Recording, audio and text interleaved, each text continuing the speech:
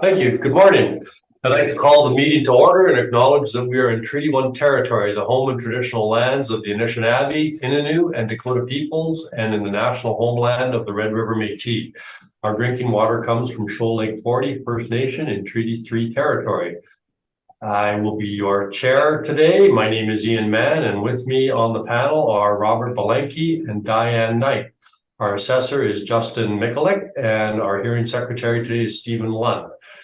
We will be hearing applications for revision of the assessment roll in accordance with the Municipal Assessment Act. The matters for which revision is requested have been described in each application, and we will limit discussion to those matters. The statements that are made at this hearing are sworn testimony, and anyone speaking to the matters must be sworn in. Be advised that comparisons of assessments of properties are not considered evidence of market value by the Board of Revision. The Board of Revision is appointed annually by Council and is independent of it and the City Administration. It makes its decisions on the basis of the evidence provided at this hearing and issues a written order that will be mailed to all parties as soon as possible.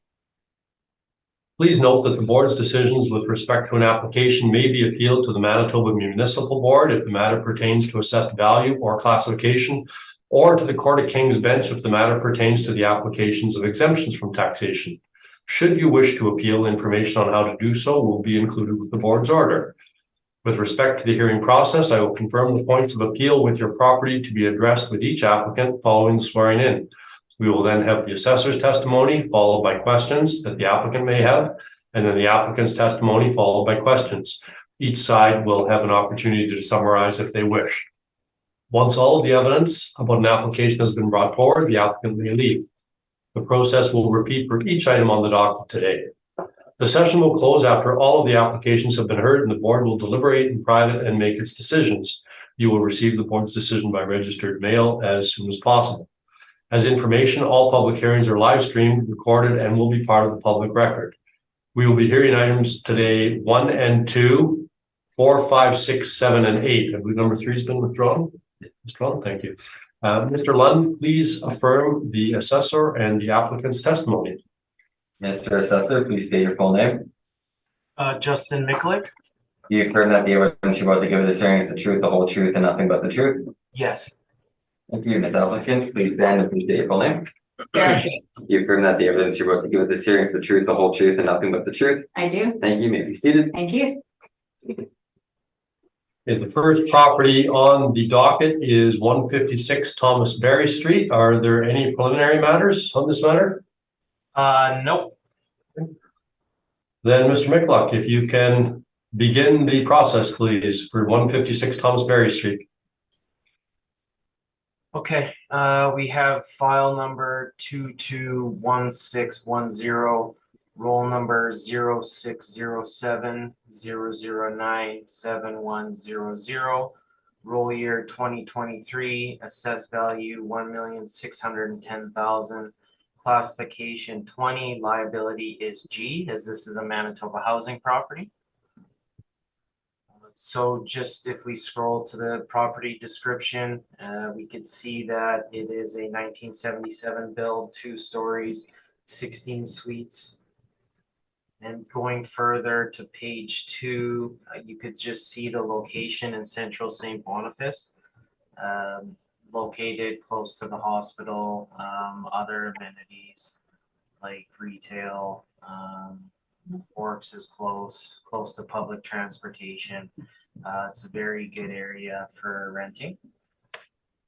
Now on to page 3, we have our income value summary, just showing the suite breakdown. So we have 14 2-bedroom, 2 1-bedroom, and the workup here of how we came up with the value.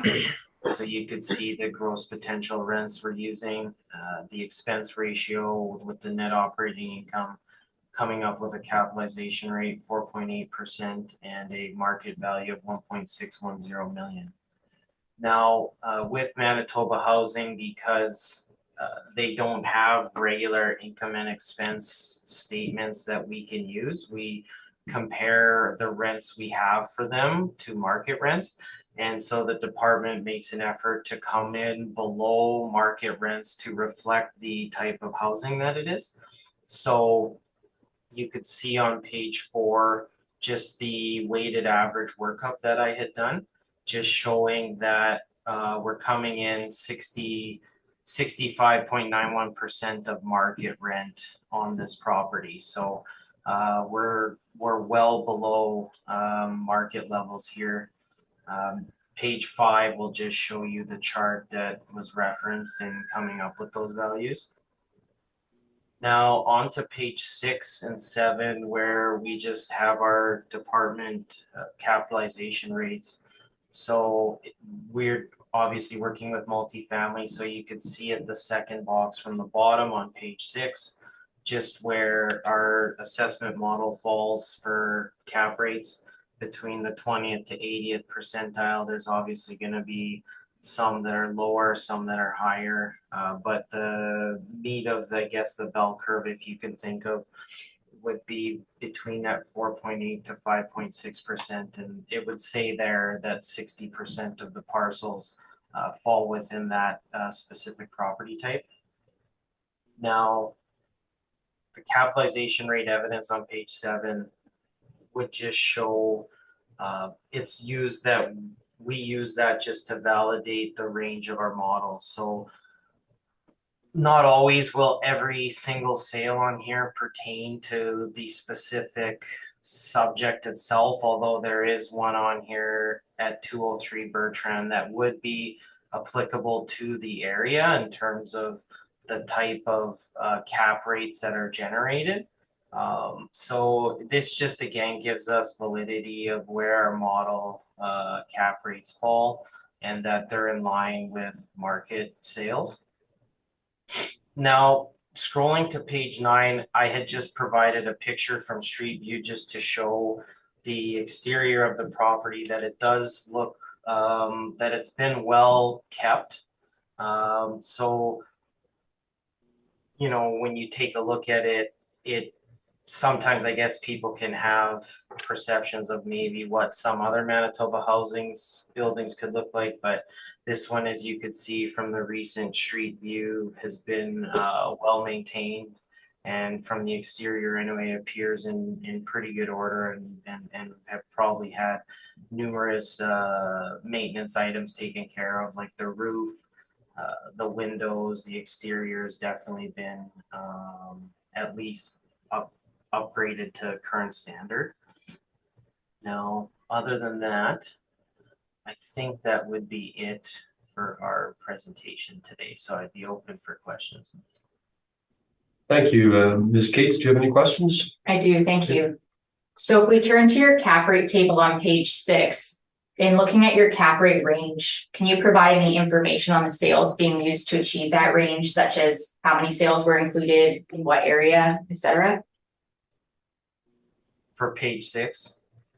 Yes.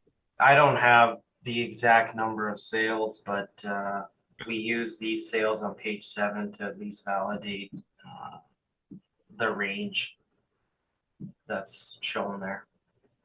Okay. And on page 6, the broker cap rates are used as further support for the assessment department cap rates. Is that correct? Correct. And would you agree they suggest nothing lower than 5% for low rise, with CBRE suggesting even a higher baseline? I would say they do. I would just like to add that we get all the income and expense information for all properties. So I'm not sure they do in terms of coming up with their data. So that's all I would say to that. Okay. And would you agree this property is wood frame construction? Yeah, we have it as wood frame. And would you agree wood frame is generally not considered as high quality as masonry, for example? No, I mean, wood frame obviously wouldn't be the same as masonry. And would you agree this property is social housing? Well, yeah, it's Manitoba housing. Yeah. And would you agree social housing properties are generally built to a more utility grade or basic standard than market apartments? I don't know about this specific one though. We're with Manitoba Housing. I would say that they build properties to adhere to a standard building code. But you would agree that they build them for more shelter purposes rather than having any amenities in them, would that be correct? Well, for basic living needs. And so if we turn to your income value summary on page 3, this property has a cap rate of 4.8%, which would that be on the low end of what the city suggests? Yes, it would. And it would also be below what the brokers suggest, would that be correct? That is correct. And for your cap rate evidence on page 7, you mentioned Bertrand, but Bertrand's not social housing, is that correct? It is not social housing. However, we've seen multiple Manitoba housing appraisals coming in between 3.5% and 5% cap rates. But appraisals generally also have other limiting conditions and such, would that be correct? They also determine market value. Okay, and have you provided the workups for your cap rate sales on page 7 in your evidence? I have not. Okay, thank you. That would conclude my questions. Mr. Malinky, do you have any questions of Mr. Miklik? Yes, your values are model driven, is that correct? Yes. Thank you. Ms. Knight? My questions have been asked and answered. Thank you. We might just have one moment, please.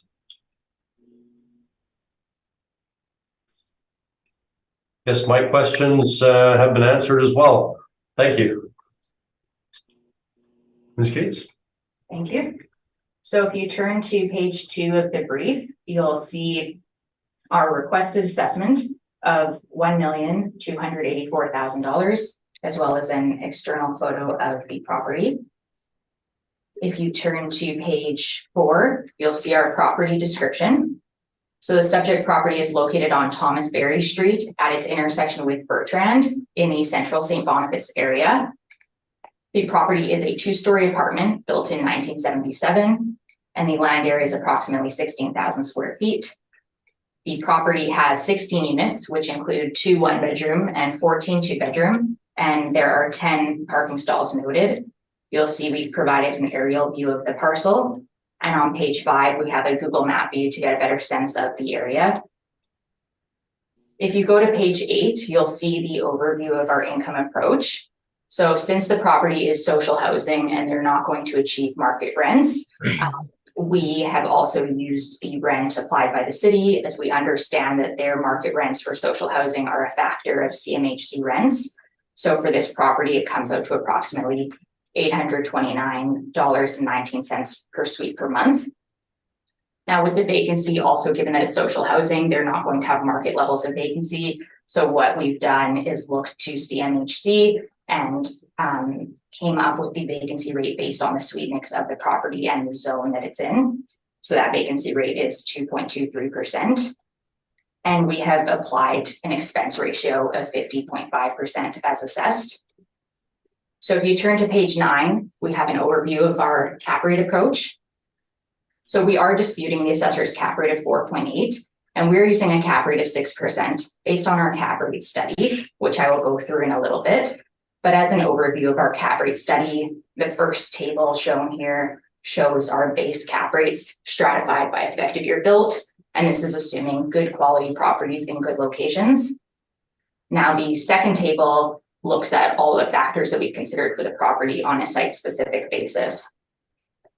Now for this property, given that it's social housing and given the style that it's built, wood frame, more townhouse style, we have made an adjustment of 0.5% to the base cap rate of 5.5%. Our adjustment for social housing comes from the idea that to find a cap rate for social housing, it first requires looking at cap rates of market apartments and then adjusting upward for the risk factors. And risk factors that we look at include low income tenancy, quality of construction, location, as well as the age of the property.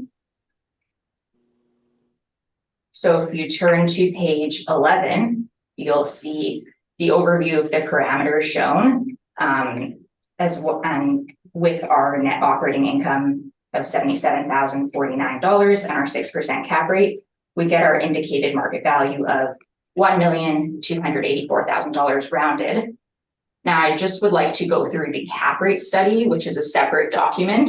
I know everyone's heard it before, so I'll keep it more of a high level view of that. And maybe what we can do while you're going through it is this is going to deal with many of the cap rate disputes or all of the cap rate disputes. So we can apply this evidence to every property so we're not repeating it. Yes, that sounds good. Great. So if you turn to page 2 of the cap rate study, Maybe you should just give us a minute all to get there, please. This is the 162 pages? Yes. I won't go through all 162 pages. No, I didn't. It just, Sounds there was like- another one. There was another study, so I wanted to make sure I had the right one. Okay. Mr. Malenky, have you got it up? Yes, I do. And Mr. Mikulik? Yep. Okay, so go ahead. Okay, thank you. So if you turn to page 2 of the cap rate study, we start by looking at the city's cap rate ranges that they suggest. They suggest a wider range between 3.85 to 7.4%, with most cap rates falling between the high 4s to the mid 5 range. Toward the middle of page 2, we've summarized the broker reports for what they're suggesting for Winnipeg cap rates. And the takeaways from here is that they're suggesting nothing lower than 5% for low rise, and the 5%, that low end of the range, would be for the kind of the best quality stock, rich with amenities. As well, we're seeing little to no compression from last cycle. Toward the bottom of page 2, we have some text surrounding interest rates. So the points from here is that interest rates are just one component of cap rate, and that the cap rates don't necessarily move one-to-one with the treasury yields. So we have some graphs as well on page 3 showing the relationship between interest rates and cap rates. These are national charts, so we're not using it to derive our cap rates, but just to show the relationship. On page 4, we have discussion about the various factors that we consider for adjustment on a site-specific basis. Not all of the factors will be relevant for all properties, but just to touch on a few that will be relevant today in terms of building type and construction, wood frame, more townhouse style with the individual entrances, individual systems. It's more costly to maintain. In terms of building amenities, tenant preferences have changed. There's demand for more amenities. We've seen more people working from home, which is a trend that predated COVID. And so there is demand for more amenities like gyms, business spaces, in-suite laundry, etc. In terms of durability and quality of income, this will apply to the social housing properties. So the idea that social housing properties come with more risk, they're built to a more basic or utility grade standard, not built to the same standard as market apartments. Generally, the suites are smaller, etc. So there's different limitations built in there.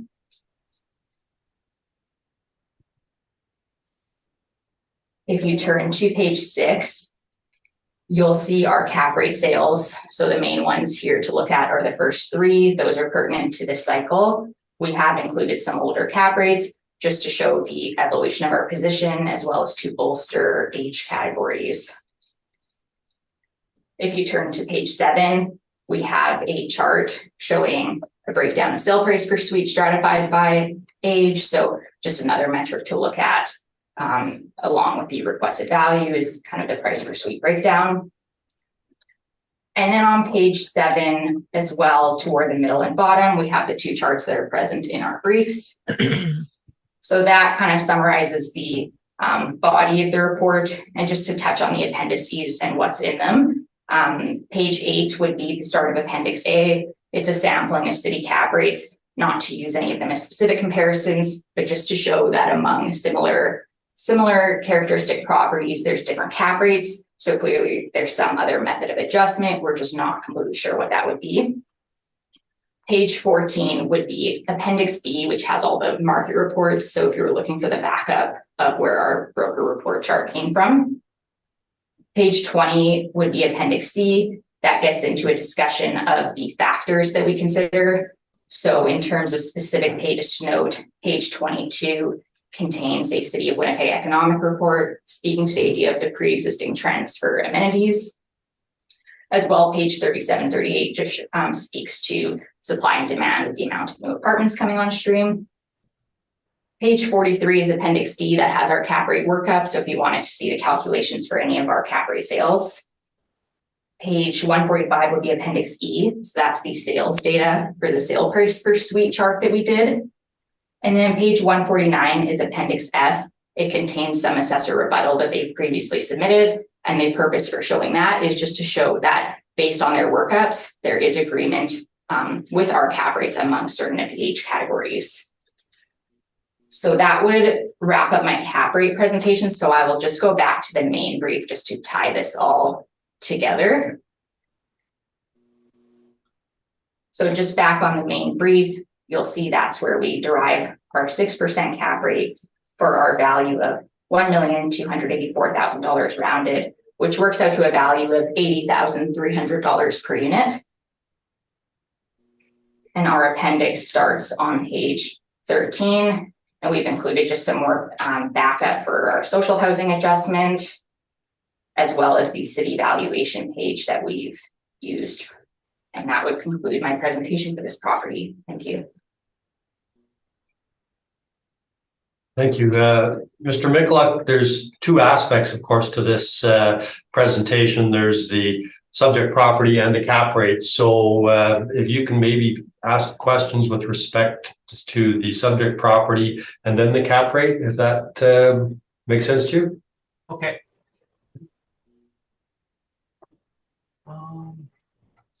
So just I guess the page 14 here of the subject brief with the capitalization rates for affordable housing. So it says here, low investment grade, declining or blighted neighborhood, low quality construction, advanced age, and low income tenancy. Would you say that all those are met with this property? I would say not all of them are met with this property, and not all of them will be met with every property. So I would say in terms of this property, kind of lower cost or lower quality construction and low income tenancy would be at play. Have you inspected it? I've not inspected the interior of the property.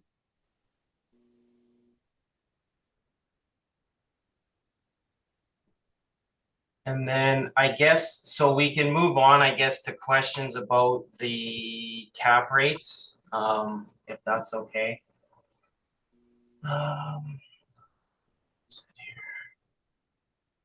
Okay, so Altus here, I guess it's on page 5, sorry, I'm just trying to, okay, sorry, on page 7 of their cap rates study. So the lowest cap rate Altus has is 5.25%, and the highest it goes up to is 6.6%. That's correct? On page 7? Yeah. Yes. That would be our base cap rate range. Yeah, so that would be correct. But we also consider adjustment. So would you ever suggest an adjustment downward from any of those cap rates based on, say, a premium property? It's hard to speak in general terms. Perhaps if we had a top of the line brand new build with a lot of amenities, perhaps we would. But in the case where we're appealing based on cap rate, if we're going to do something lower, then we probably wouldn't have appealed it. Okay. So the range here is 5.25% to 6.6%. And then if we lead back to page 2 with the market reports, I'm seeing ranges of 5% to 6%, Cushman's 4.75 or 4.5% to 5.5%. So would you agree that Altus is on the higher end compared to these market reports?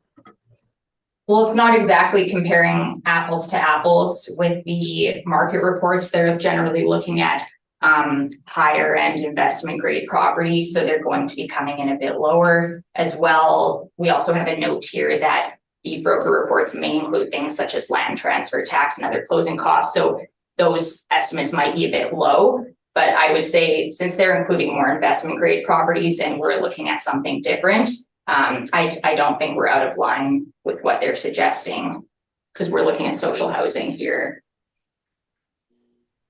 Okay, but like, I'm just talking about the overall generalization of how cap rates are gonna be applied today.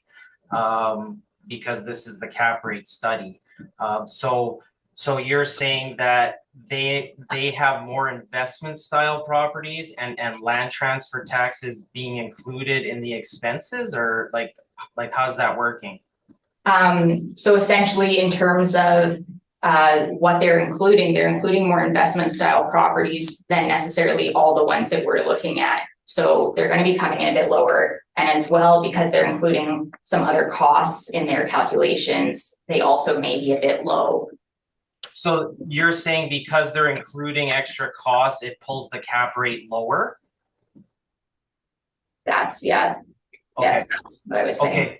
Okay, so when we're looking at a sale, then the higher the net operating income with a sale, it's going to result in a higher cap rate. Is that correct? Can you repeat that? So then you're saying the higher the net operating income, when we know the sale price, the higher the cap rate's going to end up being if the net operating income's being pulled higher and things like land transfer tax, etc., aren't included. Yeah, and I think we've seen with McPhillips as well that all else equal, when the income is higher, then the cap rate will increase. Would the definition of cap rate, though, not be the element of risk associated with the property? Yeah, cap rate would be capturing the risk of the property.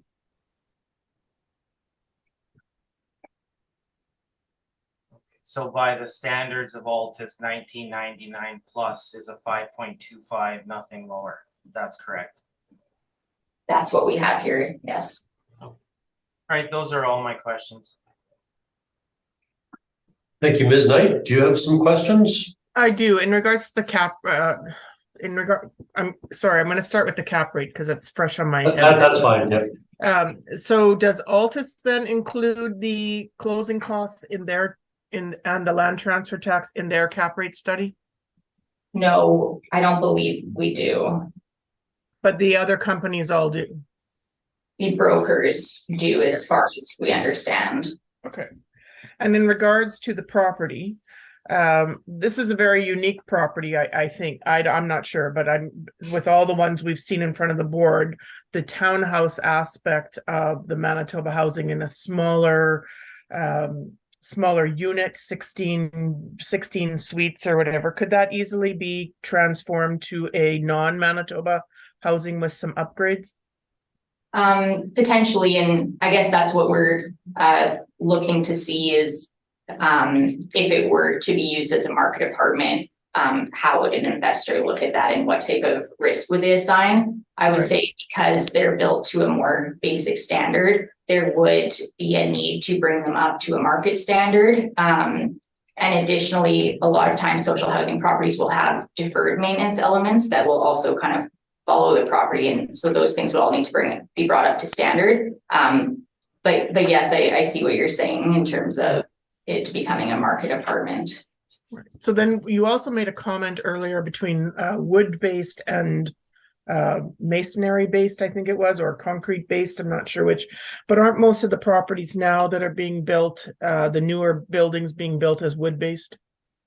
Most of the newer builds that we're seeing are wood frame, and we did see a change that occurred in the legislation in terms of the heights that were allowed, which has spurred the development of a lot more wood frame, because they're now allowed to go up to 6 stories versus before it was capped at 3. Yeah, so I would agree we're seeing a lot more of that, but it also is kind of noted to be a lower quality construction. Because for low rise, we could also see masonry generally. All right, thank you. Thank you. Mr. Belenky?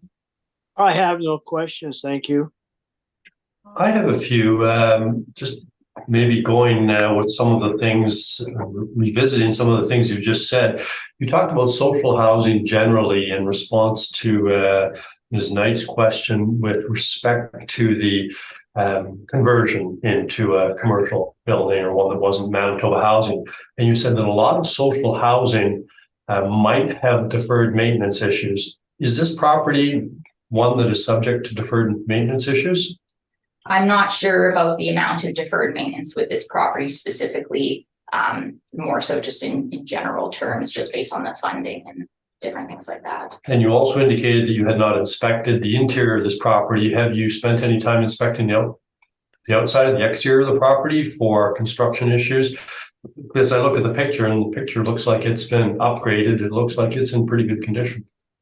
I would agree the condition is well maintained, so we're not making any type of condition adjustment.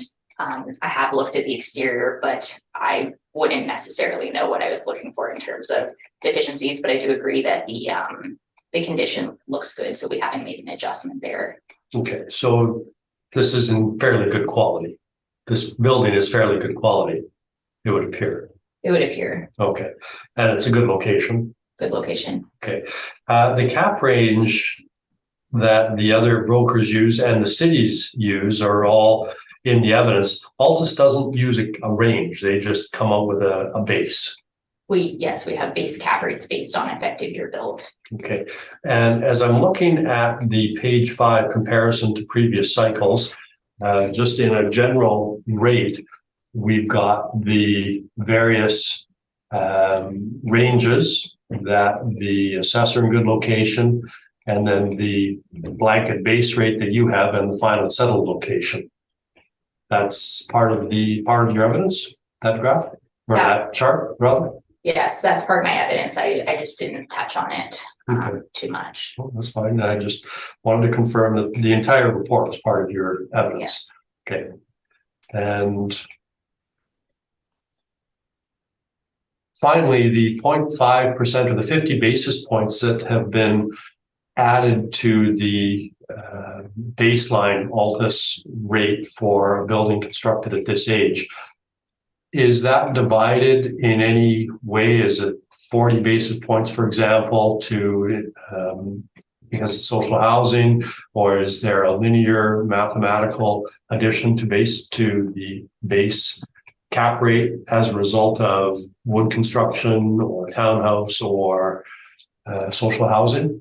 Or is it just not necessarily a feeling, but is it something that is just added on to as a result of the presence of those factors? So our adjustments will generally be 25 basis points each. So I've done an adjustment for low income tenancy being social housing and also for quality of construction. So kind of all encapsulated in a social housing adjustment based on those factors they speak out. But if we wanted to kind of break it out, that's what I would attribute it to. Okay, thank you. I don't have anything further. Is there any need for summary, Mr. Mickluk? No, I'm okay, thank you. Ms. Cates? I don't require a summary, but I did also have some rebuttal. Okay, then if you would let us turn to it, Mr. Lund, I think we have the rebuttal here, don't we, at the I top? was gonna add it for you. Okay, great.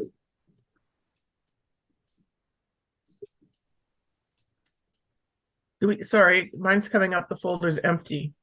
I'm Yes, just populating the folder now. Oh, okay. Sorry, too fast. All right.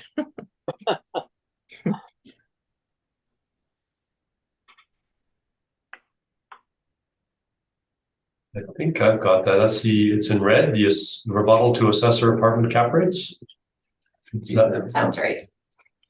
And Mr. Mickluk, if you could just confirm that when you receive it by email. Yeah.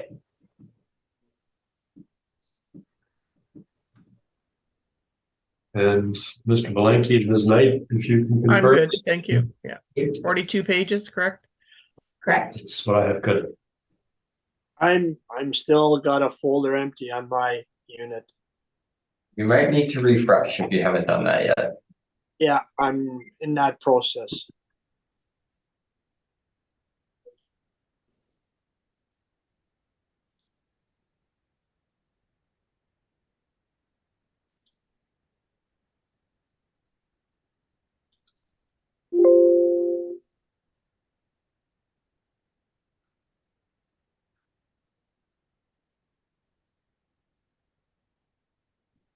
Nothing yet. Just give me another sec here.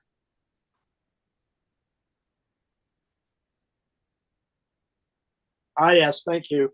I have it. I have it now. Thank What do you. you do? Great, okay.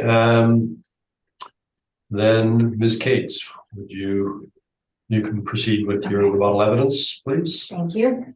So if you turn to page 2 of the rebuttal, we have some overview of our objection to 2390 McPhillips. I don't believe we have any brand new builds on the docket today, so I won't spend too much time, but simply to say that the property was purchased with below market rents. We have recalculated the cap rate based on CMHC market rents and vacancy for 2020.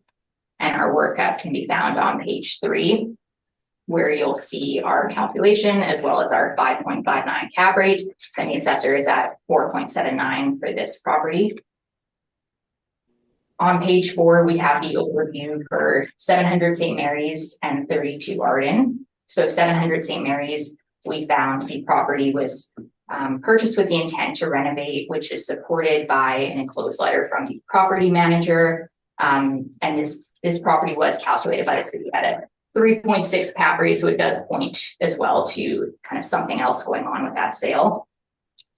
And for 32 Arden, there was a couple of things here. There were ads indicating renovation, which points to intention when purchasing. And as well, there was some inconsistency in the income information reported, specifically relating to the 2018 laundry income.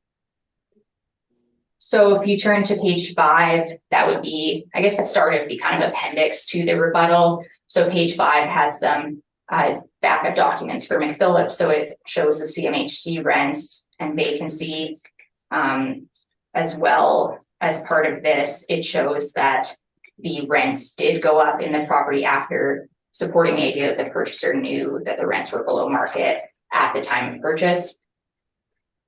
Page 14 has the letter from D7 Property Management, so that's pertaining to the St. Mary's sale, showing that the property was in rough shape. The previous owner hadn't done much for repair. Page 15, we have an ad with some highlighted sections for Arden, so just showing some of the upgrades there. And then we've also included, starting on page 18, the different financial statements for Arden, so from 16, 17, 18. So I won't go through all of those, but just to point out that just to show the differences in the income reported there. And then lastly, in the document, we also have some text just supporting the idea that properties purchased with the intent to renovate shouldn't be used in a cap rate study, with the overall idea being that if it's purchased not for the income in place, but with the intention of new income flows, then it wouldn't be reliable in a cap rate study. So that would conclude my rebuttal presentation. Thank you, Mr. McCulloch. Just with 2390 McPhillips, you know, I routinely read through Altus's briefs about making sure that valuations are site specific. So for this property, you decided to not be site specific on the income and just increase it to CMHC market level. Is that correct? Well, this is to come up with a cap rate. I would say having a new build where there's still quite a bit of potential to increase the rents is a rare opportunity. So it is an atypical situation. So yes, so the workup is atypical. And then regarding the 700 St. Mary's, so have you talked to the owner specifically, or just the property management group sent you a letter?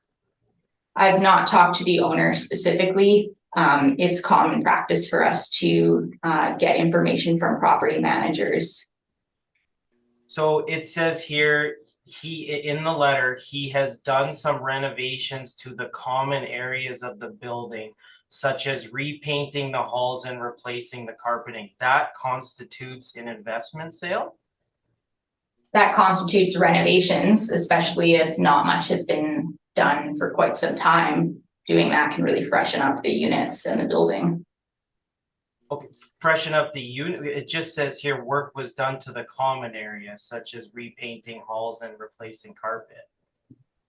But it also says that there was intent to do more. So it's about the intention at the time of purchasing, and that property was calculated at 3.6 cap rate. Okay, because I have reviewed the income statements and this property doesn't show high vacancy or anything, and it's been occupied, and the pictures on Google Maps, if people wanted to go look, would show that nothing's really been done to this building. So I'm just kind of, I guess, from our end of the department, kind of wondering how, like, why the sale should just be excluded when we're in 2023 and nothing's really shown that anything's progressed from the renovation standpoint. On to page, I guess, 18, or the one with Arden. So, like, Arden sold in what? Let me just find what date it sold on. So we see Arden sold March 1st, 2019. And these are rental ads from, I guess, 2022. So how does Altus make the determination of intention to renovate at the time of sale?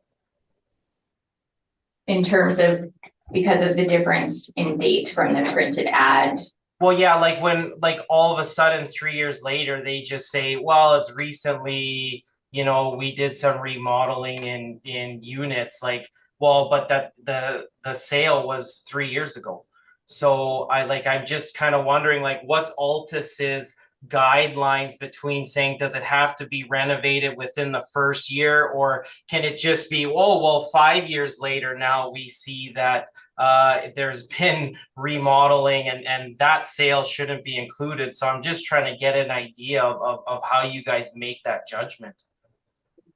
Well, you'll see here too, there's different dates on the ads here. But in terms of the judgment, I mean, it's not an exact time frame, but if it's speaking to renovations that have happened, then it shows that there might have been something else going on with that sale. So, okay. So in your opinion, any sale should not be included if there's any type of renovations done after the purchase. Is that correct? No, I don't believe I said that. In terms of the renovations, is if it's expected to change the income achieved by the property, if they're not buying the income in place. So not any and every renovation, but if they can expect it to change the income. I just don't know if how Altus again can make these claims if they haven't spoken with the owner on the intent at the time of purchase. So those are really just all my questions regarding the rebuttal. Thank you. Thank you, Ms. Knight. I have no questions at this time. Thank you. Mr. Belenky. I have no questions at this time. Thank you. I just have one question with respect to the appendices in the municipal board order discussing the intention to renovate. It's not every renovation that's going to disqualify a potential sale or a sale from being considered in cap rate. The renovations have to be significant, isn't that correct? It does speak to significant renovations, but it also speaks to the idea, it's the overall idea that the renovations that would be expected to change the cash flows. So yes, you're correct, not every renovation, but until we can confirm those details of the renovations as well, we don't exclude it. Like for instance, with 32 Arden, that was initially in our cap rate study as well, but based on new information, we had then excluded it. So what kind of significant financial investment on part of the property owner would be one that would cause future rents to substantially increase? From monetary, is it a percentage of net operating income? Or, and I'm using the words from your page 41 of your appendix here, that the significant renovations must be such as to increase the rents, I guess to paraphrase.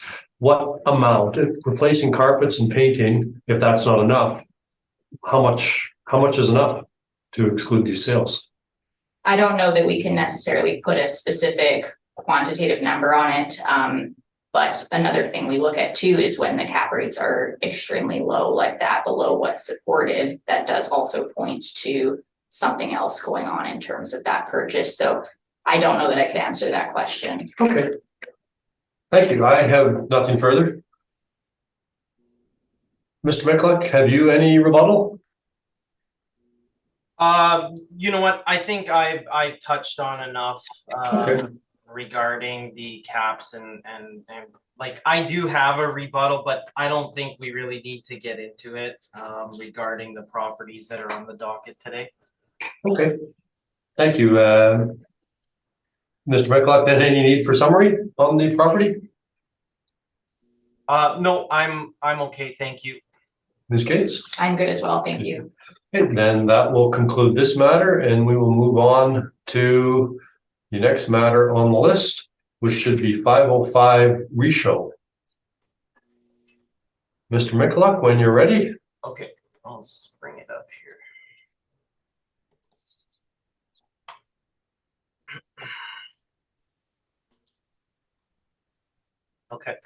Okay, so we have file number 22-1780, roll number 060703100500, roll year 2023, assessed value 2,746,000, classification 20, liability is T, taxable. So we have a 3-story apartment built in 1979 with 26 suites, 26 parking stalls. If you could go to page 2, you could see where it's located again in the area of central St. Boniface. So a really good location for renting, close to a lot of amenities, public transportation, etc. If we look at page 3, you could see the income value summary here where we have the 8 1-bedroom, 18 2-bedroom, the average monthly rent per unit we've applied, and then our model workup. Again, just showing the breakdown of the gross potential rent, the expenses, the net operating income, and our cap rate of 4.85% to come up with the value of 2,746,000. Page 4 will just show us the rent comparables here. So you could see where the property falls in terms of the rents with other properties in the area. So we are probably right in line with comparables. Now, just again on page 6, the sale 203 Bertrand, 2 stories, 9 units, built in 1963.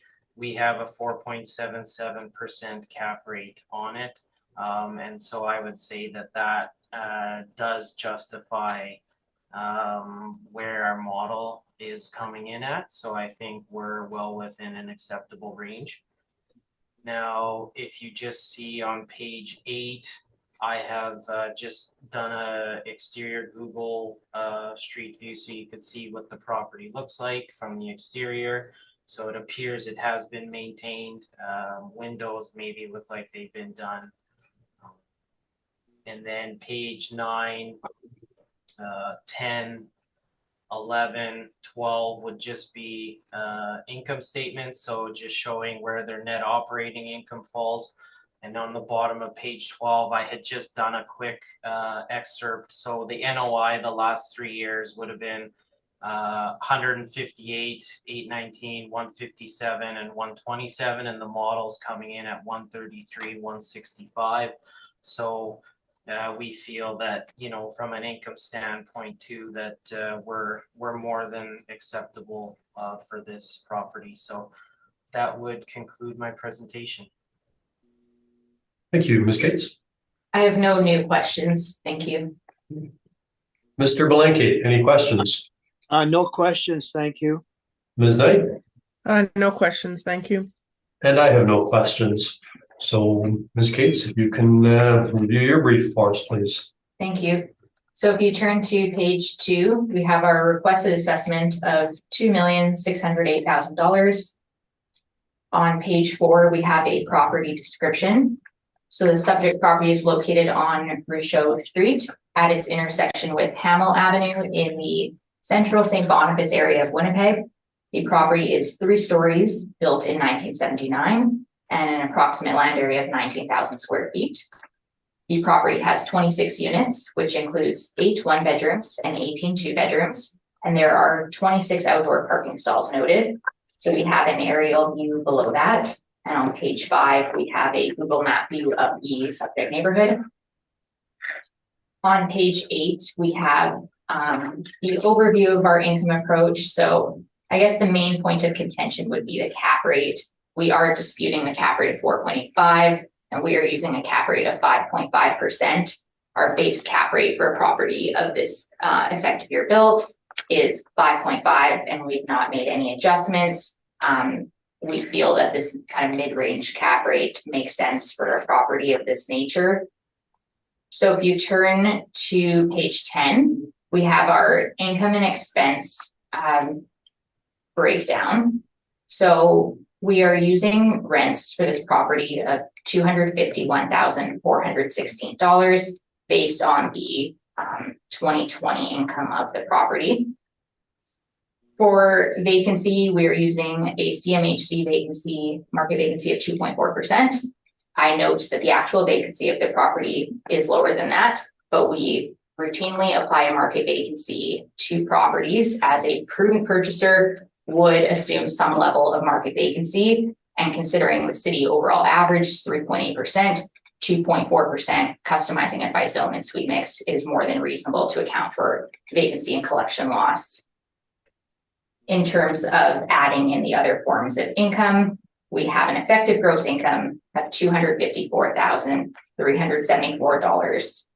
Now with the expenses, we stabilize based on 3 years of data. So in our remarks column, we note if something is an average or a percentage. If there's no remark listed, it can be assumed that we're stabilizing based on the most recent year of the expense data. So certain expenses like insurance, utilities, we would use the most recent year generally. Our expenses also include repair and maintenance of $1,236 a suite. We do include a repair and maintenance breakdown, but there weren't that many details given for this property. So I think I'll wait to go through the specific breakdown until we have a property on the docket with some more details. But that is provided in our brief. So our total expenses then are $110,925. So we have a net operating income of $143,448, and with a 5.5 cap gives us an indicated value of $2,608,000 per unit. Or sorry, $2,608,000, which works out to $100,300 per unit. Our appendix starts on page 12, and we have the city valuation, the financial statements we've looked at, and for reference, the repair and maintenance breakdown would be found on page 24. But this one doesn't have as much of a detailed breakdown. So like I said, I'll go through the breakdown once we have a property that has more details.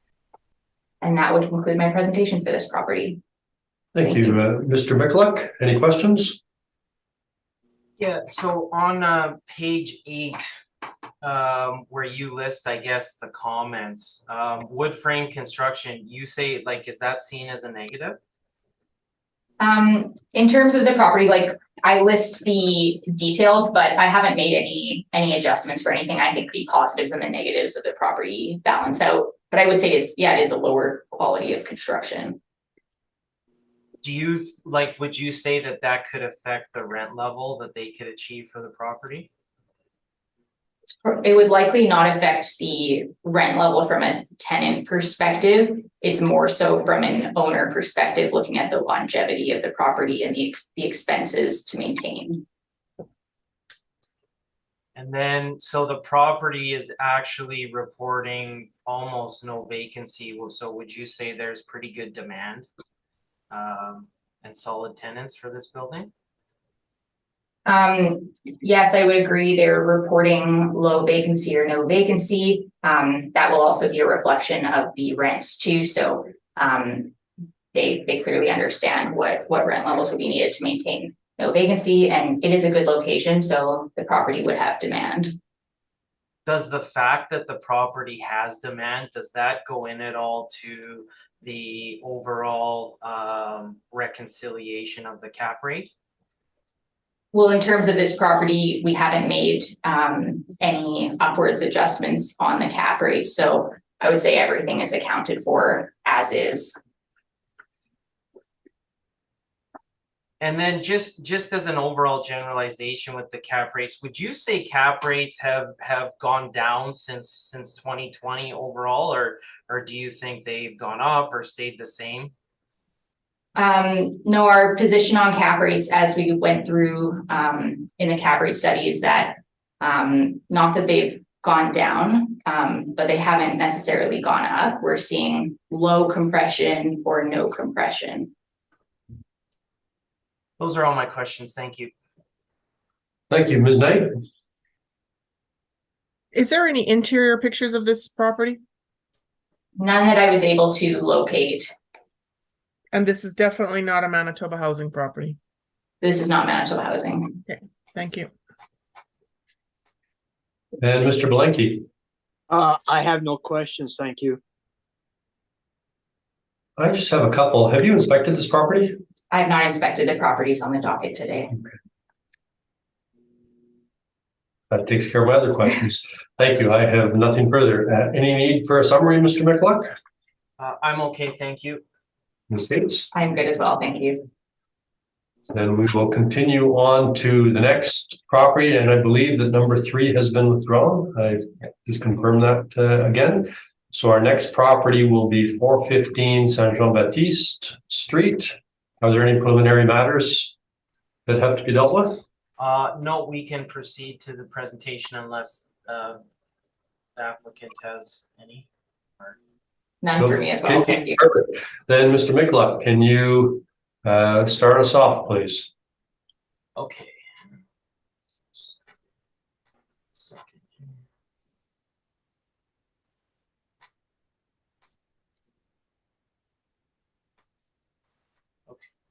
So that is file number 22-3427, roll number 0607085100, roll year 2023, assessed value 4,887,000, classification 20, liability is T taxable. We have a 5-story apartment built in 1968. 39 suites, 35 parking stalls. Page 2 will show you the location again in that location as the previous properties of the central St. Boniface neighborhood. So pretty good overall location rental wise. Now the income value summary here is again presented, showing you the workup of the 14 1-bedroom, 19 2-bedroom, 6 3-bedroom, the average monthly rent per unit. And then you can see the overall calculation of our net operating income. And then this property has a cap rate of 5.2%. And to bring it with the overall market value of 4.887 million. Now, just rent comparables again, going out to other properties in the area, just to show where the rents fall in line from a market perspective. Now, again, we have our cap rate sale 203 Bertrand, 4.77%. And then I had just added on page 8. We see the statements here from the owners. So the subject actual rents are 1203 per unit. The model, we're coming in at 1049 per unit. So the R&M is quite high. We don't have a breakdown here, But judging by how many units they have, I mean, it works out to such an amount that it would appear that capital expenditures are being applied to that repair and maintenance. Now, they might not know that when they're reporting it to us, but you know, with only 39 units and a 2020 R&M of almost 240,000, I mean, you're looking at, what's that, 5,000 per unit, which is almost unheard of. So we adjusted back to 1,500 per unit, which has been done in prior years. So, you know, when and 1,500 per unit can be a reasonable gauge of a solid property that has been maintained, that has had some upgrades done throughout the years. So when you adjust that for a 1,500 repair and maintenance per unit, you come out with adjusted NOI of 274,262 for 2020. Our model's coming in at 254,147. And you could see throughout the years, page 9, the amounts that are put into maintenance and decorating. So in 2019, it was 128,000. In 2018, it was 192,000.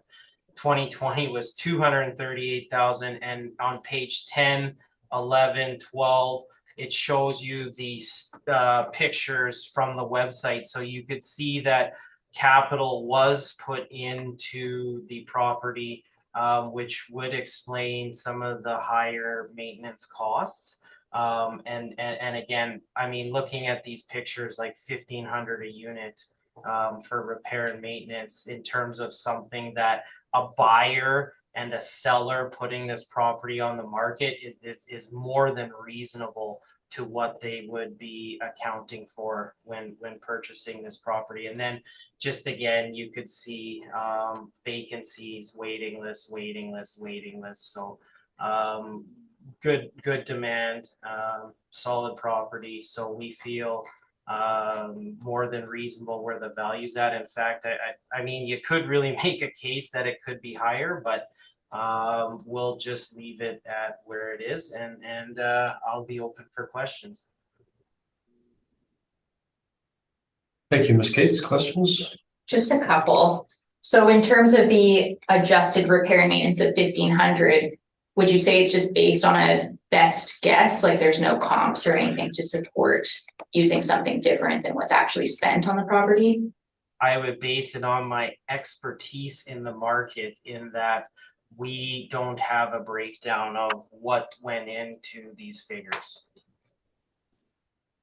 Okay, but would you agree that different owners would be different in terms of some wanting to invest more into their units to achieve higher rents? So there could be potentially repair and maintenance higher than an average? Well, I guess my question would be, is that repair and maintenance, or is that capital expenditures? That's a hard question to answer, because I feel like that's capital expenditures when you're investing into the units themselves to get higher rents. So. Okay, well, I guess we'll get to that in my presentation. So that would conclude my questions. Thank you. Thank you. Mr. Belenky, any questions? I have one question. The number of elevators in this particular unit, is there 2 of them or just the one? I don't have the elevator count on hand. That's okay. I was just curious. Okay. I've come across blocks that have had one and Yeah. have had, so anyway, thank you very much. Ms. Knight? I have no questions. Thank you.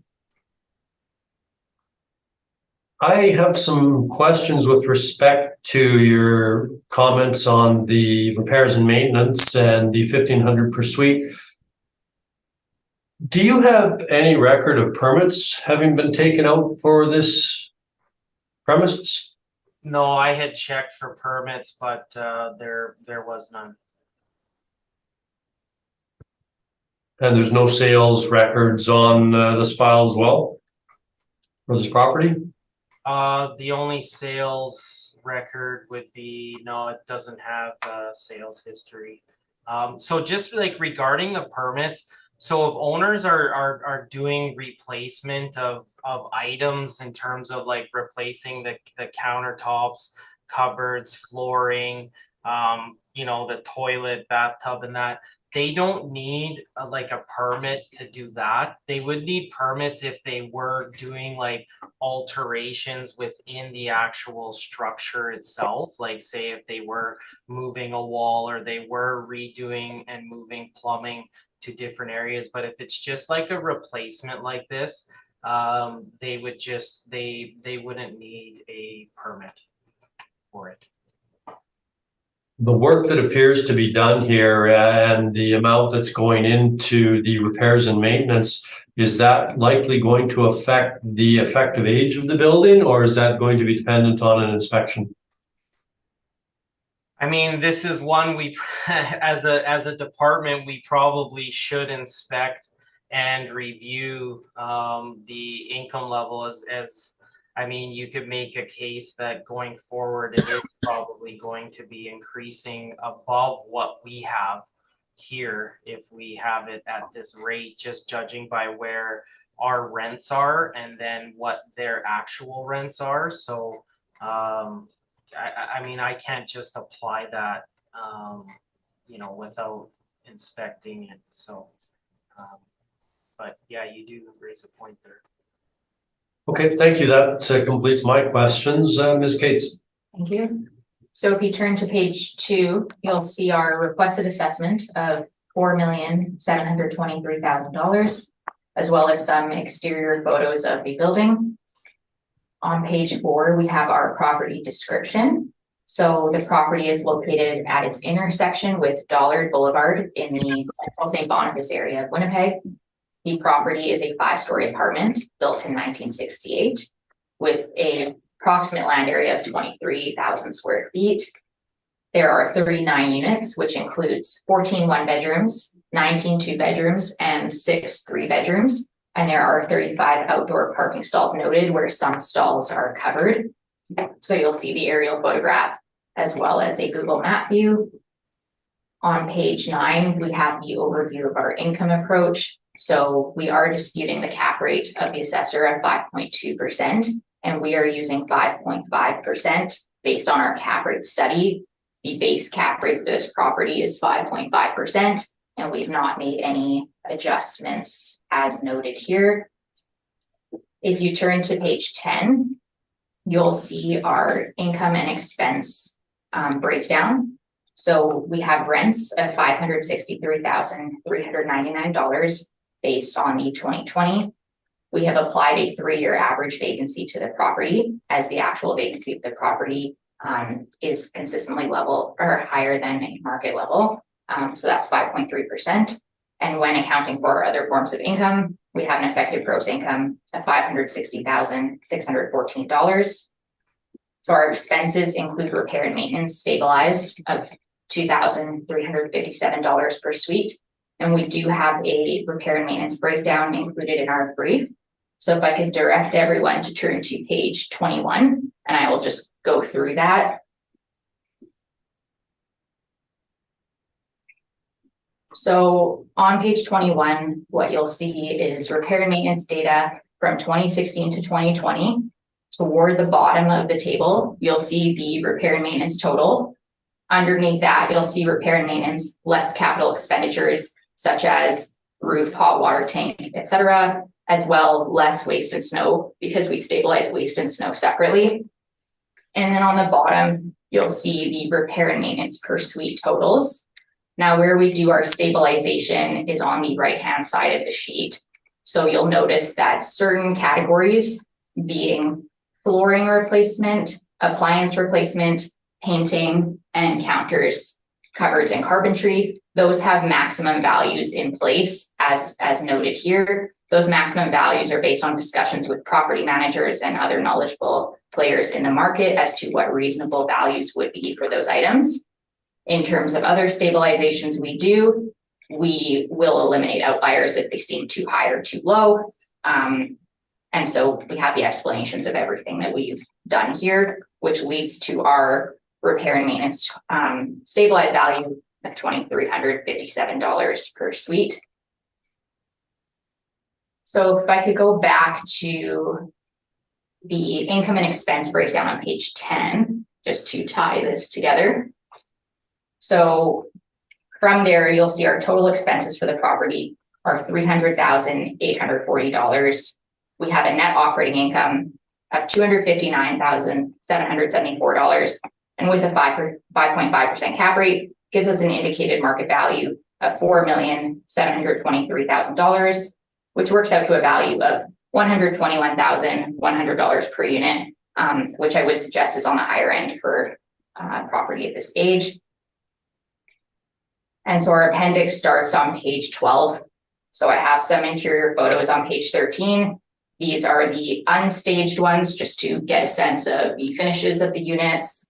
And then I've also included some marketing photos from the I've included a marketing photo from the website of the common area. And then the remaining brief, starting on page 15, is the city valuation and the financial statements that we've used. And that would conclude my presentation for this property. Thank you. Thank you. Mr. McCluck. Yeah, so this property, have all the units been upgraded to the standard of what, like, say, page 13 shows? I'm not sure if all of the units have been upgraded. Sometimes they'll do renovations on turnover, but this is from their Facebook page of the property manager. So I would assume this would be representative of the better units in the building, but I don't have an exact number.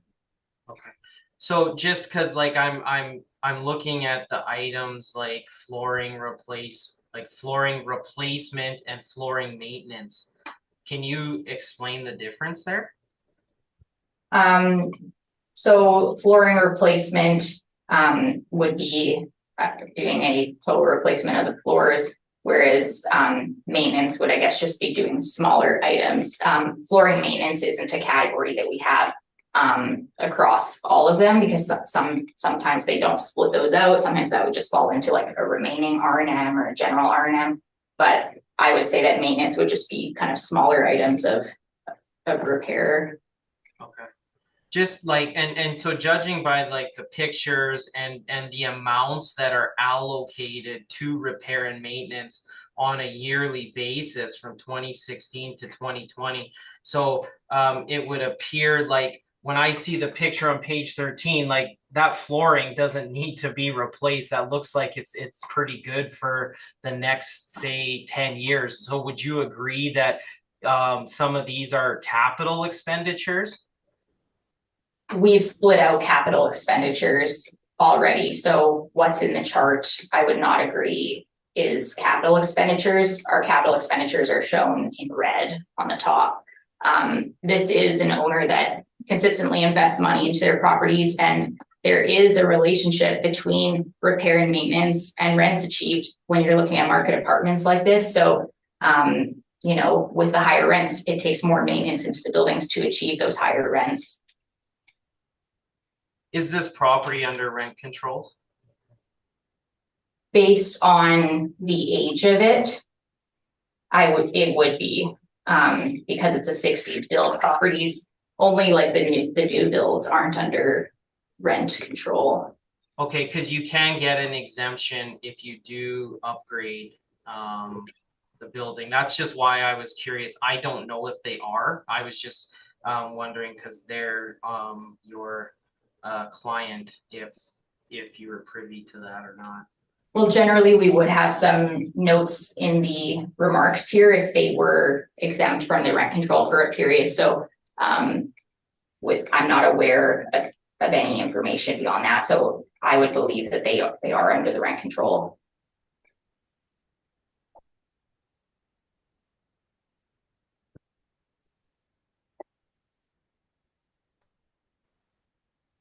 Okay, those are all my questions. Thank you. Thank you. Ms. Knight? Just on the flooring maintenance, in cases of your expense R&M expense thing here. You take out some of the higher numbers and then average them differently. For example, in pest control, you excluded 2016, counters and cupboards, you excluded 2018. So the fact that there's $8,000 in flooring maintenance, wouldn't you exclude that in this ratio? In terms of what we exclude, we'll look at the specific items, but then we'll also look at the dollar per suite that it works out to. And in our analysis, we felt $62 a suite wasn't out of question for flooring maintenance. But you could definitely make the argument to exclude the 8,000 from there. It's just a bit subjective in terms of that. We exclude really obvious outliers, but you do raise a point with that one. Okay, thank you. Mr. Belenky? I have no questions, thank you. I just have a question with respect to the cap rate allocation. This is a masonry construction, which is better construction. That's true, okay. This would qualify as a good suite mix as well, between 1 bedroom, 2 bedroom, and 3 bedroom. 36 to 64%. I would say it's a good mix. Okay. And some covered parking, is that generally considered a good amenity as well? Yeah, I would suggest that some covered parking would be good. I would still consider it to be a form of outdoor, but yeah, I would say that's good. And I guess just to clarify too, with the cap rate of 5.5, it's assuming good quality property and good location. So I feel that some of those features are accounted for in our base cap rate. Okay, thank you. That's all I have. Mr. Mikulik, any need for summary? No, you know what? Can I just reserve it for kind of the end of the docket? I'll make a brief summary. Certainly. Thank you. Make sure to remind me, please, if I don't ask. Oh, no, for sure. Yeah, no, for sure. Thank you. Ms. Cates, any summary? Thank you. Thank you. Before we go to the next property on Marion Street, maybe we can take, I see it's 10:15 or so, 5-minute break. Yeah, for sure. Thank you. Call this meeting back to order, and we'll move to number 5 on the docket at 195 Marion Street. Are there any preliminary matters that have to be dealt with? Mr. Mikulik? Sorry, yeah, no, there is not. Okay, in this case. No, I'm great as well. Thank you. Then if you could start your presentation, please, Mr. Mikulik. Okay, so we have file number 22-1779, rule number 0607502700, roll year 2023, assessed value 1,125,000, classification 20, liability is T, taxable. We have a 2-story apartment built in 1948, 11 suites, 8 parking.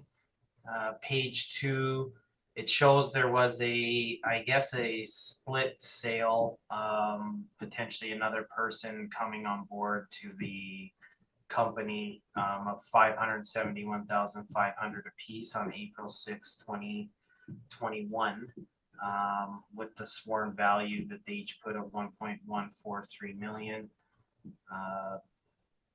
The income value summary. Oh, sorry. Bottom of page 2. My bad. Central St. Boniface neighborhood, just on the edge on Marion Street. So you could see where it's similar type of area as the prior properties discussed here.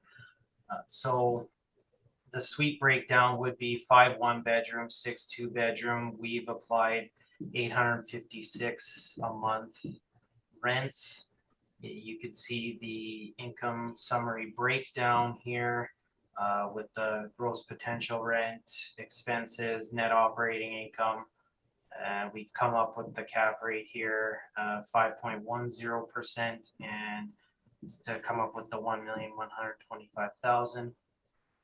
Rent comparables, just to show where the property would fall in line with other similar type properties. So you could see the unit count all similar unit counts, and then where that would fall in on the spectrum there.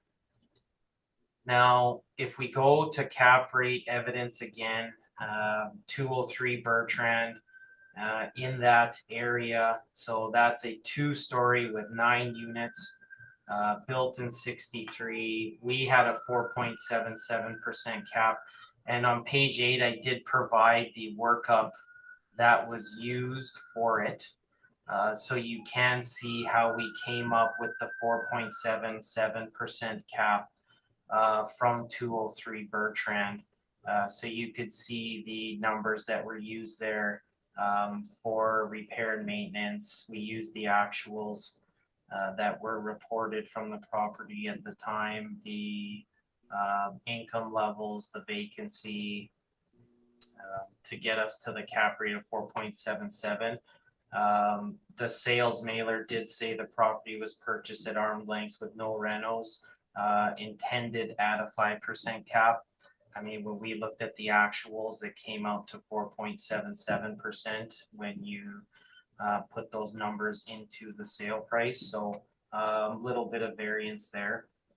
And the 2020 mailer on page 9 for the subject at 195 Marion Street. So the model NOI is coming in at 57,385. You could see here their 2020 mailer coming in at 56,343. Their 2019 mailer coming in at 58,624.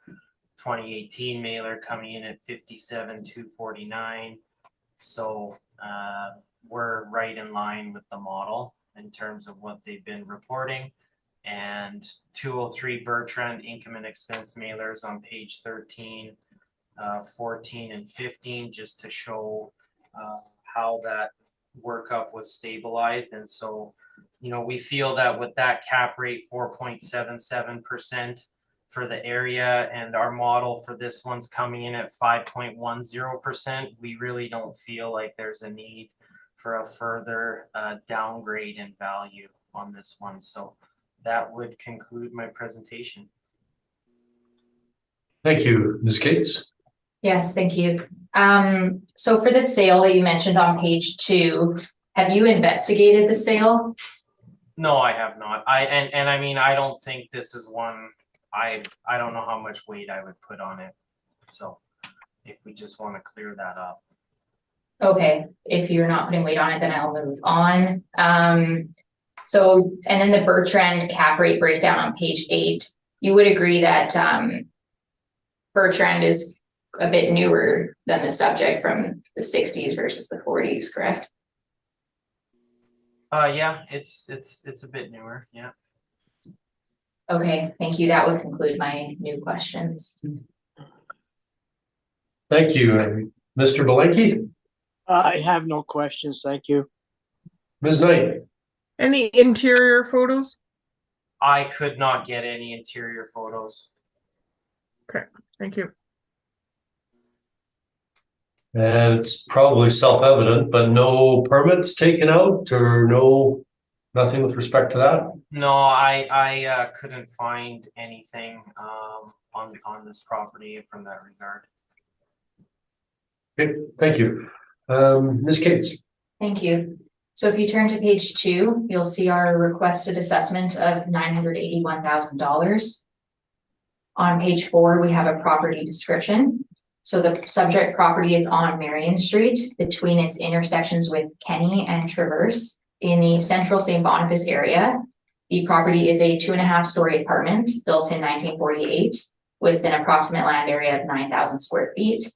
There are 11 units, which include 5 one-bedroom and 6 two-bedroom, and there are 8 outdoor parking stalls noted. We have an aerial photograph below that and a Google Map view on the next page. If you turn to page 8, we have an overview of our income approach. So the primary contention would be on the cap rate. So we are disputing the cap rate of the assessor of 5.1%, and we're using a cap rate of 5.75 based on our cap rate study. A building of the age of 1948 would have a base cap of 5.75, and we've not made any further adjustments to that. On page 10, we have our income and expense breakdown. So we use rents of $113,106. We have applied a market vacancy from CMHC by Zone and Sweet Mix, which actually works out to the to similar to the 2020 level of vacancy, but we've used from CMHC to clarify that point. So when adding in the other forms of income, we have an effective gross income of $113,005. Our expenses include stabilized repair and maintenance of $1,669 per suite, which gives us total expenses of $56,570. Our net operating income is $56,435. And with a 5.75% cap rate, we get an indicated value of $981,000, which works out to $89,200 per unit. In our appendix, which starts on page 12, we've included the city valuation as well as the financial statements used. And on page 24, we have the repair and maintenance data. And I'll just end with the point of, in regards to the sale, when I did look at it, the owner address from the 2020 and the 2023 ownership documents is exactly the same. So I have not put weight on the sale either. In my valuation, I'm looking at the income and expense information that we have. So that would conclude my presentation for this property. Thank you. Mr. Mikulik, questions? You know what, my questions, I guess it would be around cap rate that we were discussing previously to be applied here.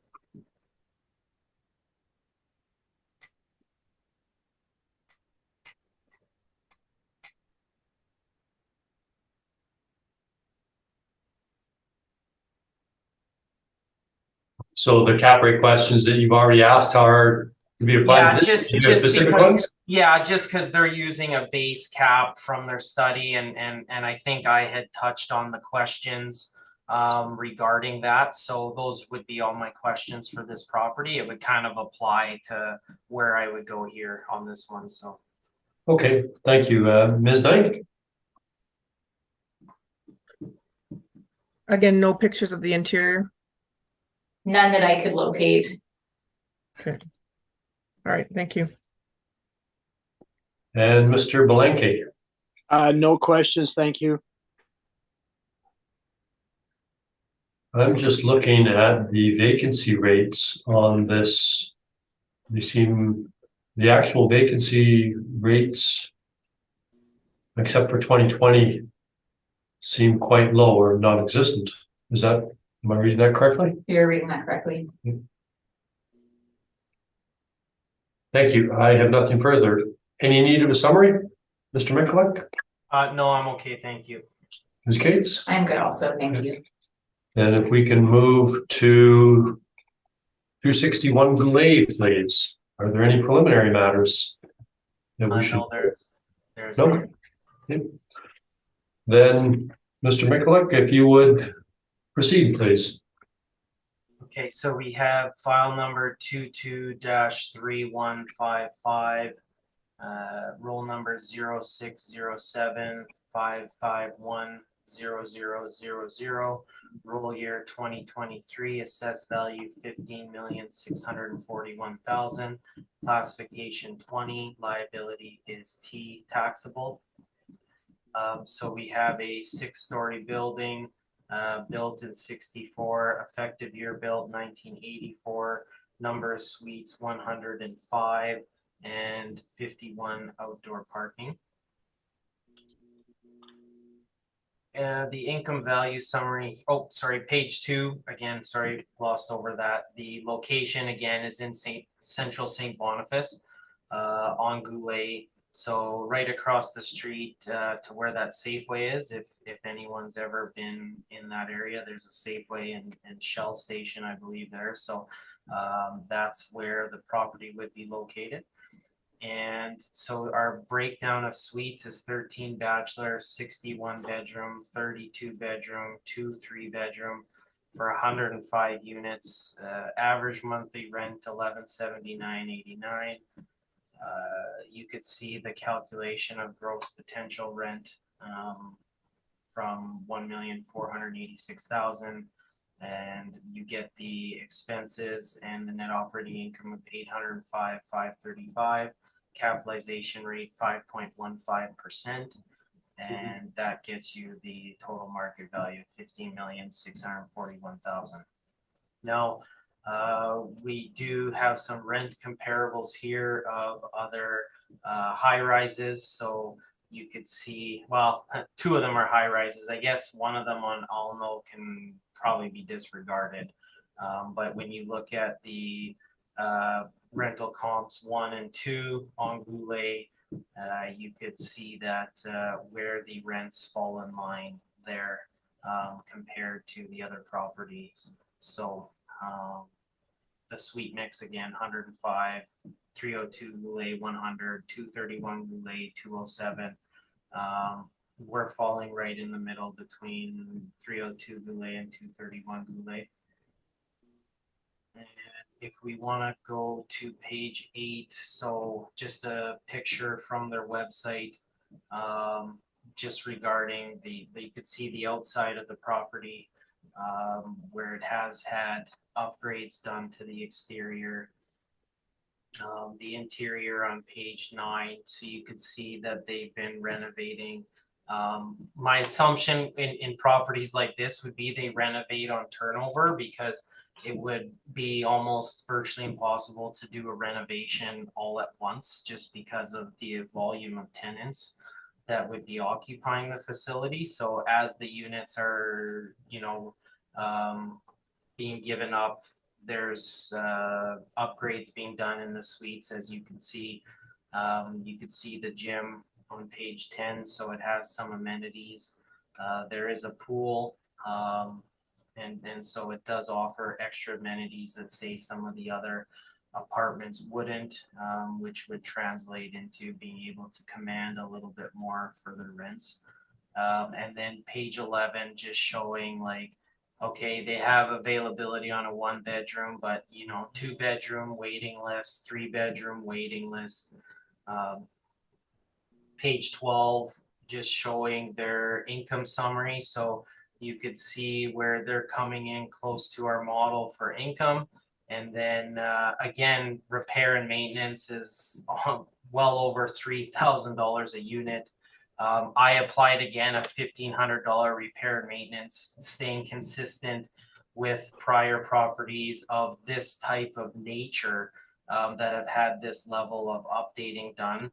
And you could see when you adjust for that, the NOI would come in at 824,517 for 2020, 829,158 for 2019. So the model is coming in at 805,535. So we feel that we're still acceptable from an income level here, and this property has pretty good demand. As you could see, the vacancy's relatively low. It's in a great area, so we feel pretty good about the value on our end. So that would be all for my presentation. Thank you. Ms. Cates, questions?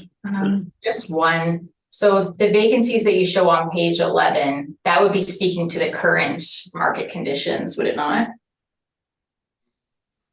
That is correct. And it would also back up, I think, their income statements on what their vacancies are pretty marginal. So I think it just gives a good picture of the property, right? But to clarify, we would be looking at vacancy from 2020 and prior, would we not? I accept that this is post-reference information, and we will give it the appropriate weight. Okay, Page I will move on. Okay. That would conclude my new questions. Thank you. Ms. Knight? I do not have any questions. Thank you. Mr. Belenky? No questions, thank you.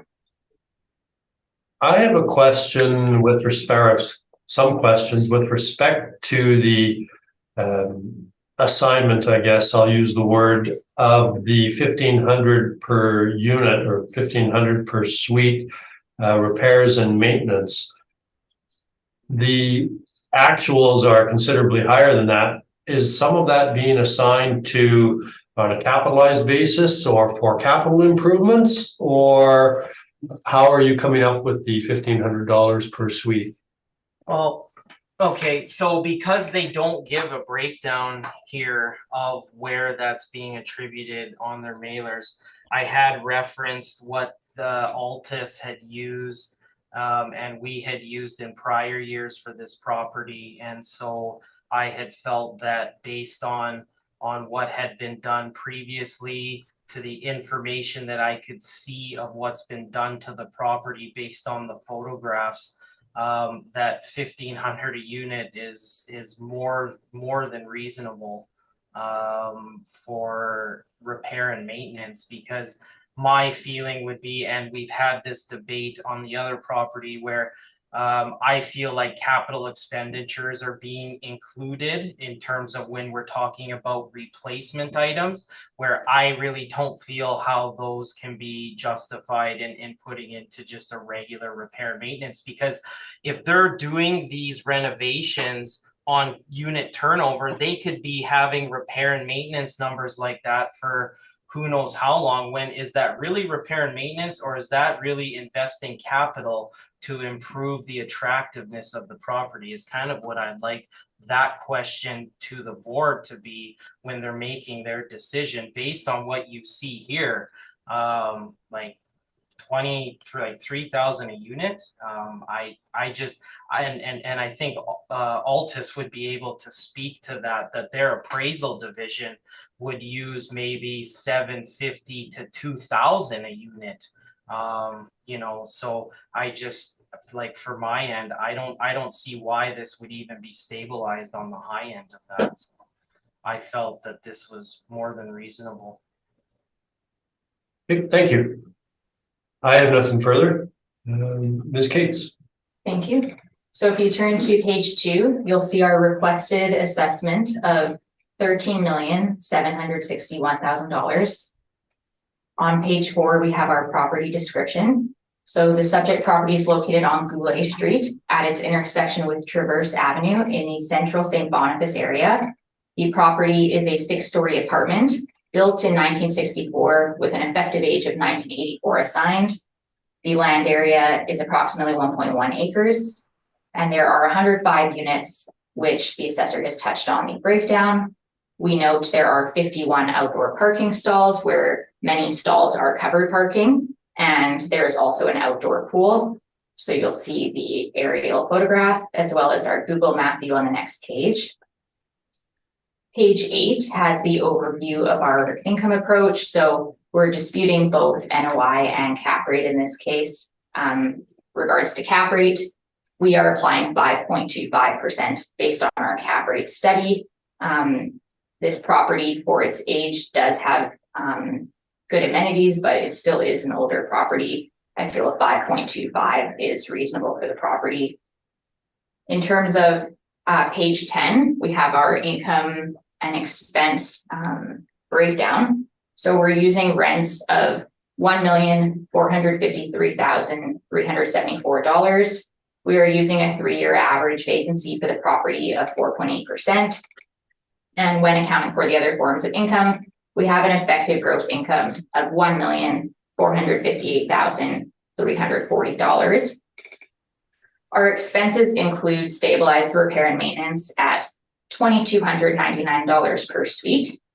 And just to touch on a couple points from the assessor, there is a difference between replacing flooring and capital expenditures such as roof, hot water tank, etc. Flooring replacement, appliance replacement is more than reasonable in R&M calculation. And he made the point that with the amount of units and the amount of work they're putting in, that type of R&M would continue for quite some time. So with that, our total expenses are $735,878. We have a net operating income of $722,462. And with our 5.25% cap rate, gives us an indicated value of $13,761,000. that works out to a value of $131,000 per unit. So our appendix starts on page 12, and I've included some photos that I found just to get a sense of the finishes of the units. And then I've also included, and then on page 14, these are some of the common area photos. There's also the city valuation and the financial statements that we've looked at. And on page 23, you'll see our repair and maintenance breakdown for the property, similar to the last one we went through. So I won't go through it in detail again, but that is there for your reference.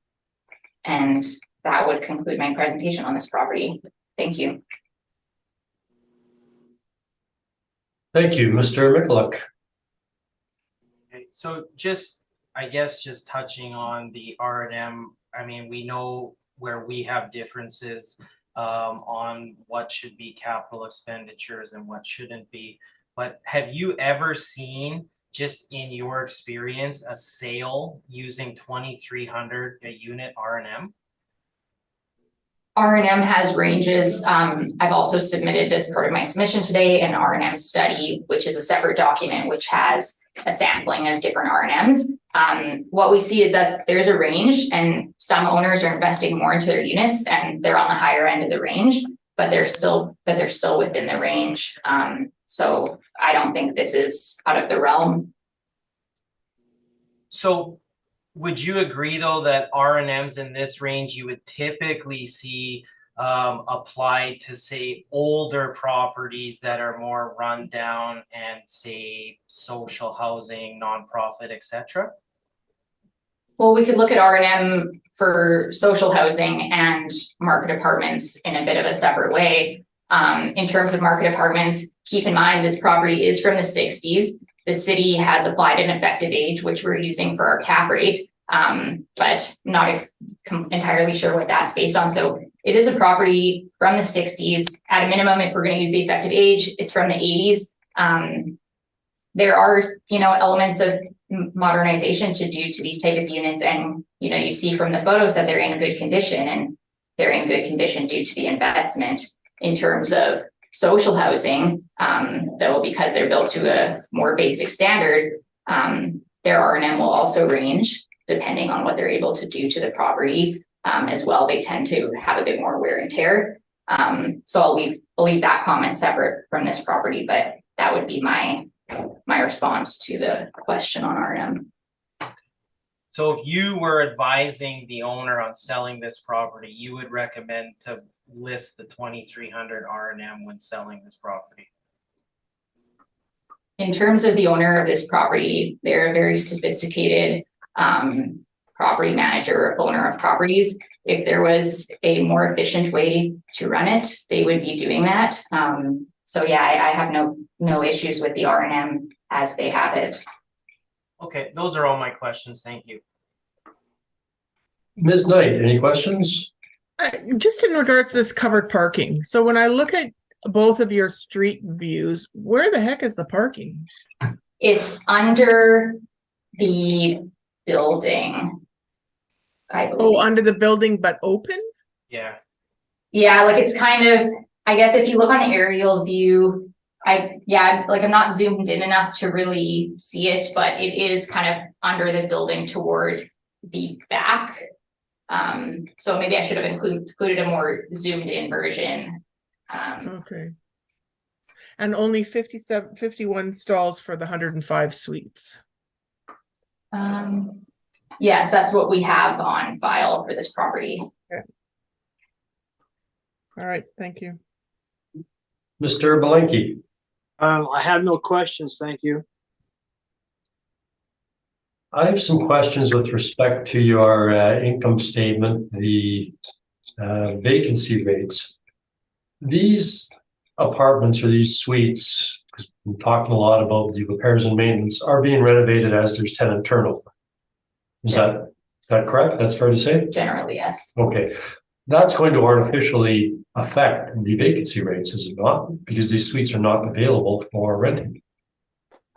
So in terms of, using those figures for a 3-year average, when we have really high amounts that kind of come up out of like in the double digits, we won't use those. Usually there'll be comments on file if the vacancy is entirely attributable to renovations. But since that wasn't stated for this property, I felt comfortable using that 3-year average still, just because it wouldn't be entirely attributable to renovations. And how many suites are out of commission right now, or sorry, as of the reference date, as a result of renovations? Are you able to answer that? I don't have that information. Okay. Just looking at the repairs and maintenance, for example, the flooring replacement, 2016, $120,000, and 9180, and then 2019 it drops to 25,000, rises to 33,000. Your 5-year average is $70,826, but your stabilized amount is 52,000. Is that an average of the last 3 years, or is that a stabilized amount with a reduction for capital expenditures? So in terms of, that was flooring replacement? Flooring replacement, yes. The note is average times 74%. Yeah, so what we do with those capped values that we have in place is if their actual 5-year average is coming in over that $500 a suite, we will use a factor of that average. So in this case, they're over the $500 a suite. We're showing that we're using 74% of that expense, not due to capital expenditures, but due to that's how we stabilize in terms of those cap values. Whereas ones where we don't have the cap values, we might stabilize differently by taking out outliers and noting those in red. So that's what we've done for flooring replacement. But that's not in recognition that some of the amounts may be capitalized? We separate out capital expenditures already. So this would be what they're spending on flooring replacement in the units in the building. Okay, thank you. I have nothing further. I have one further question. Please. So when it comes to the vacancy rate for 2018, 19, and 20, it's 5, 4, and 5.5. And when we go to this maintenance report, a repair and maintenance report, the numbers are higher there for the repair and maintenance. So would that really not have something to do with that vacancy? I wouldn't say it has nothing to do with it. I would just say that the vacancy is not entirely attributable to the repairs. Okay, because the lower numbers come in 2020 where the vacancy is lower. And that's a fair comment. I guess when I'm looking at the sheets, we see in 2017 they had a vacancy at 10.4%. If we were doing an average of 2017, I wouldn't necessarily use that figure to guide me because it's unnecessarily high based on the other figures we're seeing. Right. But since we're consistently at 5, in that kind of 5, 4, 5.5 range, I did feel comfortable using the 3-year vacancy. Just saying, if it was 3 years of average maintenance, then of course the vacancy would be higher as well, correct? The vacancy would be higher, yes, if they were doing renovations in the units over that time. But again, with the vacancy too, I mean, we could have used something in the range, of 3.2 to 4.2 as well. Just so that's a point for the board to consider too. If we're comfortable with, we need a market vacancy, but we could do something lower than that if that's kind of the sticking point here. Okay, thank you. Thank you. Mr. McCluck, any summary? No, I'm okay, thank you. Hey, Ms. Cates? I am good as well, thank you. And we'll move on to the next property on the list, which is 291 Goulet Street, Latour FLA, I believe. Anyway, Mr. Mikla, any preliminary matters? No, I don't believe so. Then let's begin, please. Okay, so we have file number 22-3156, roll number 0607551500, roll year 2023, assessed value 13,071,000, classification 20, liability is T, taxable. So we have a 6-story apartment, actual year built 1964, effective year built 1974, 105 suites. 62 outdoor parking. Now we have our income value summary. So we have number of units. And again, I glossed over it, my bad. Page 2, this is right beside the previous property that we were just discussing. And then, so if we go to the income value summary, 13 bachelor, 61 bed, 32 bed, 2 3-bed. Average monthly rent per unit we've applied is $1,055. And then you could see our workup here, how we get our net operating income capitalization rate of 5.35% and estimated market value of $13,071,000. Rent comparables here, you could see the rent comparables that were used. So where it would fall in line with other high rises that would be similar to this one in the area of comp number 2 and comp number 4 being the ones with the highest unit counts that would be most similar. Now, if we go to page 8, again, similar type of income statement as prior. You could see where the maintenance and repairs coming in at. So for 2020, again, I applied the same adjustment for repair and maintenance. And then you get a adjusted NOI for 2020 of 733,692, and our model's coming in at 699,316. So we feel reasonable there. And then you could see it's similar type of property. Interiors are similar. I had actually inspected this one in December of 2019, just in regards to there was a permit and there was a separate issue that came through the department for an inquiry with this one. But I did go through it in December 2019. So I do have some notes here, just that the owner did confirm, or sorry, the property manager on site did confirm to us that the balconies were done 2 years ago. Keep in mind, this was 2019. They added a gym, mail room, upgraded all windows, coverings, doors, new roof 5 years ago as of 2019, new plumbing, upgraded pool and deck, upgraded parking garage, new intercom, and all common areas have been updated with flooring, paint, etc. And about at that time, it was 60% of the suites had been renovated as they were completed as the tenants were leaving. So this was one of the permits that they had to take out because it was a structural alteration that they were doing. So it was structural repairs to all existing balconies on a 5-story apartment, include concrete repairs and installation of new railings, plaza deck repairs and upgrading. So that would be the decking out by the back of the pool. So you could see that that was done. And yeah, the pictures, again, they just show that it is modern. So we're circling back again to the repair and maintenance discussion. We just don't really feel like a repair and maintenance of that amount that's been discussed prior should be totally applicable at that kind of rate when the state of this apartment is what it is. So that would conclude my presentation. Thank you. Questions, Ms. Gibbs? I have no questions. Thank you. Ms. Knight? So I'm just confused. Both buildings are called the same thing? Yeah. So but they are two separate owners.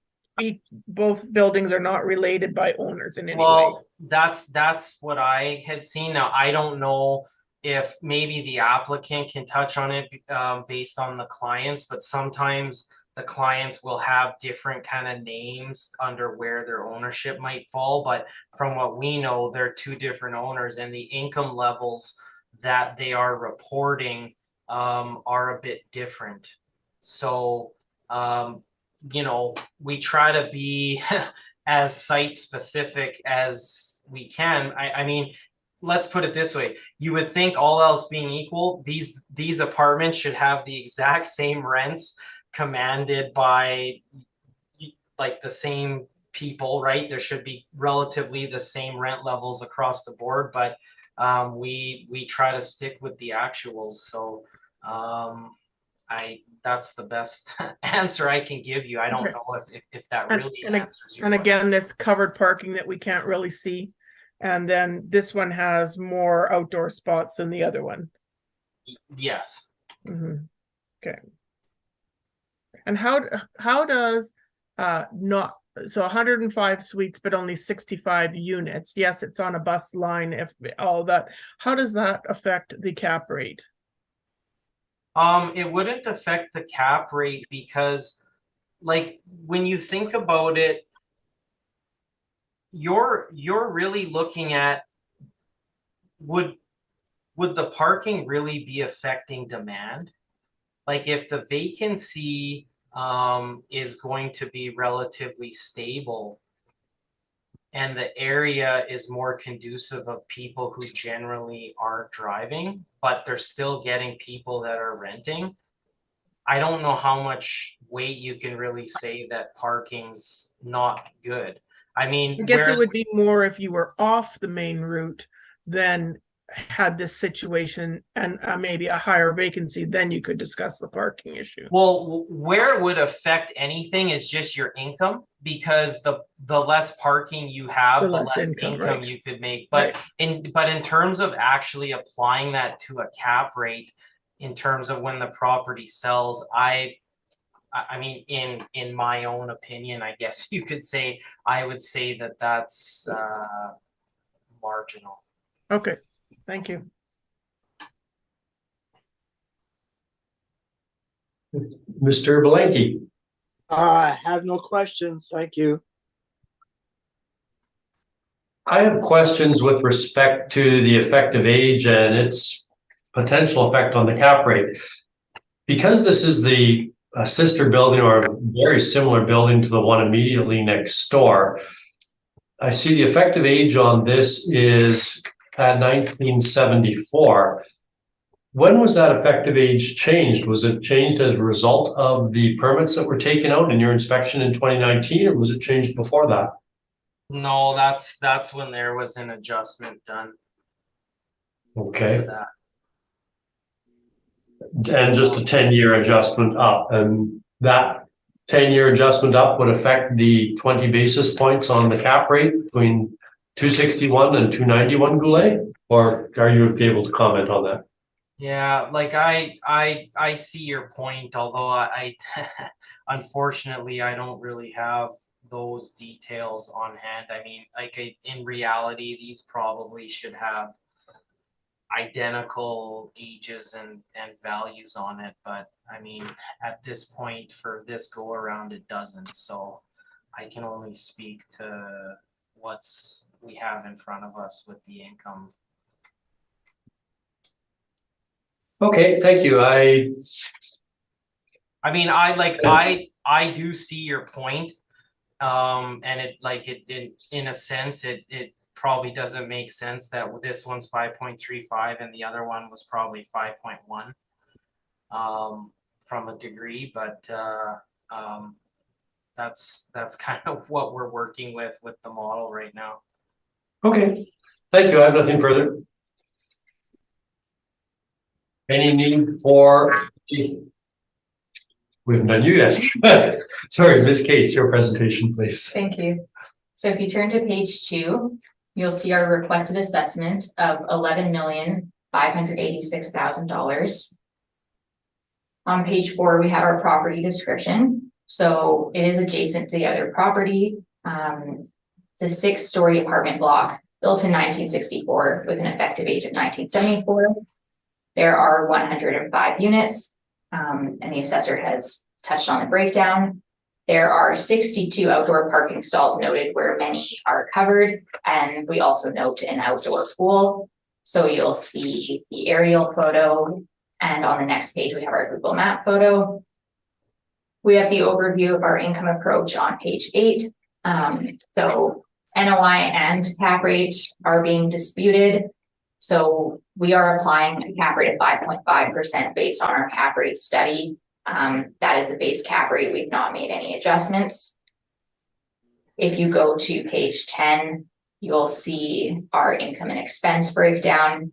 So we are using rents of $1,434,063. We are again using the 3-year average vacancy of 6.5%.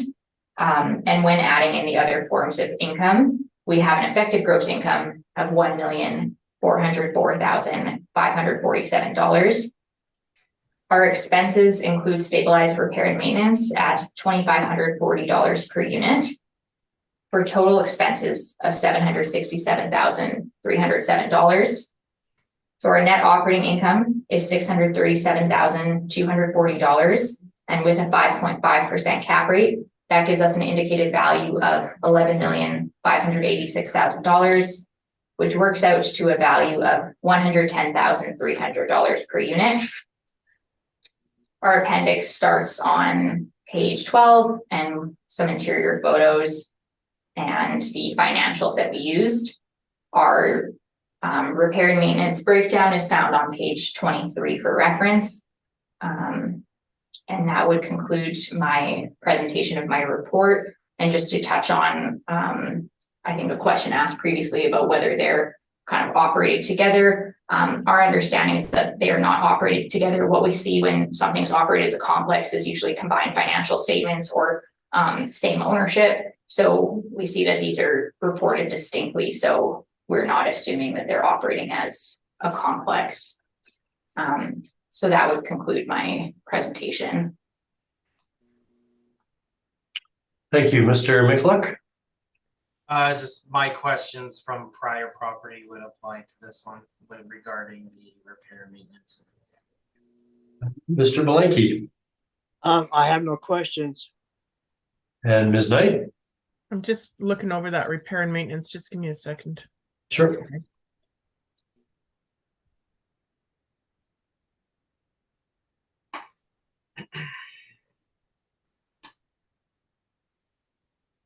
So again, in the flooring replacement, the 107 is not taken out, 79 is not taken out.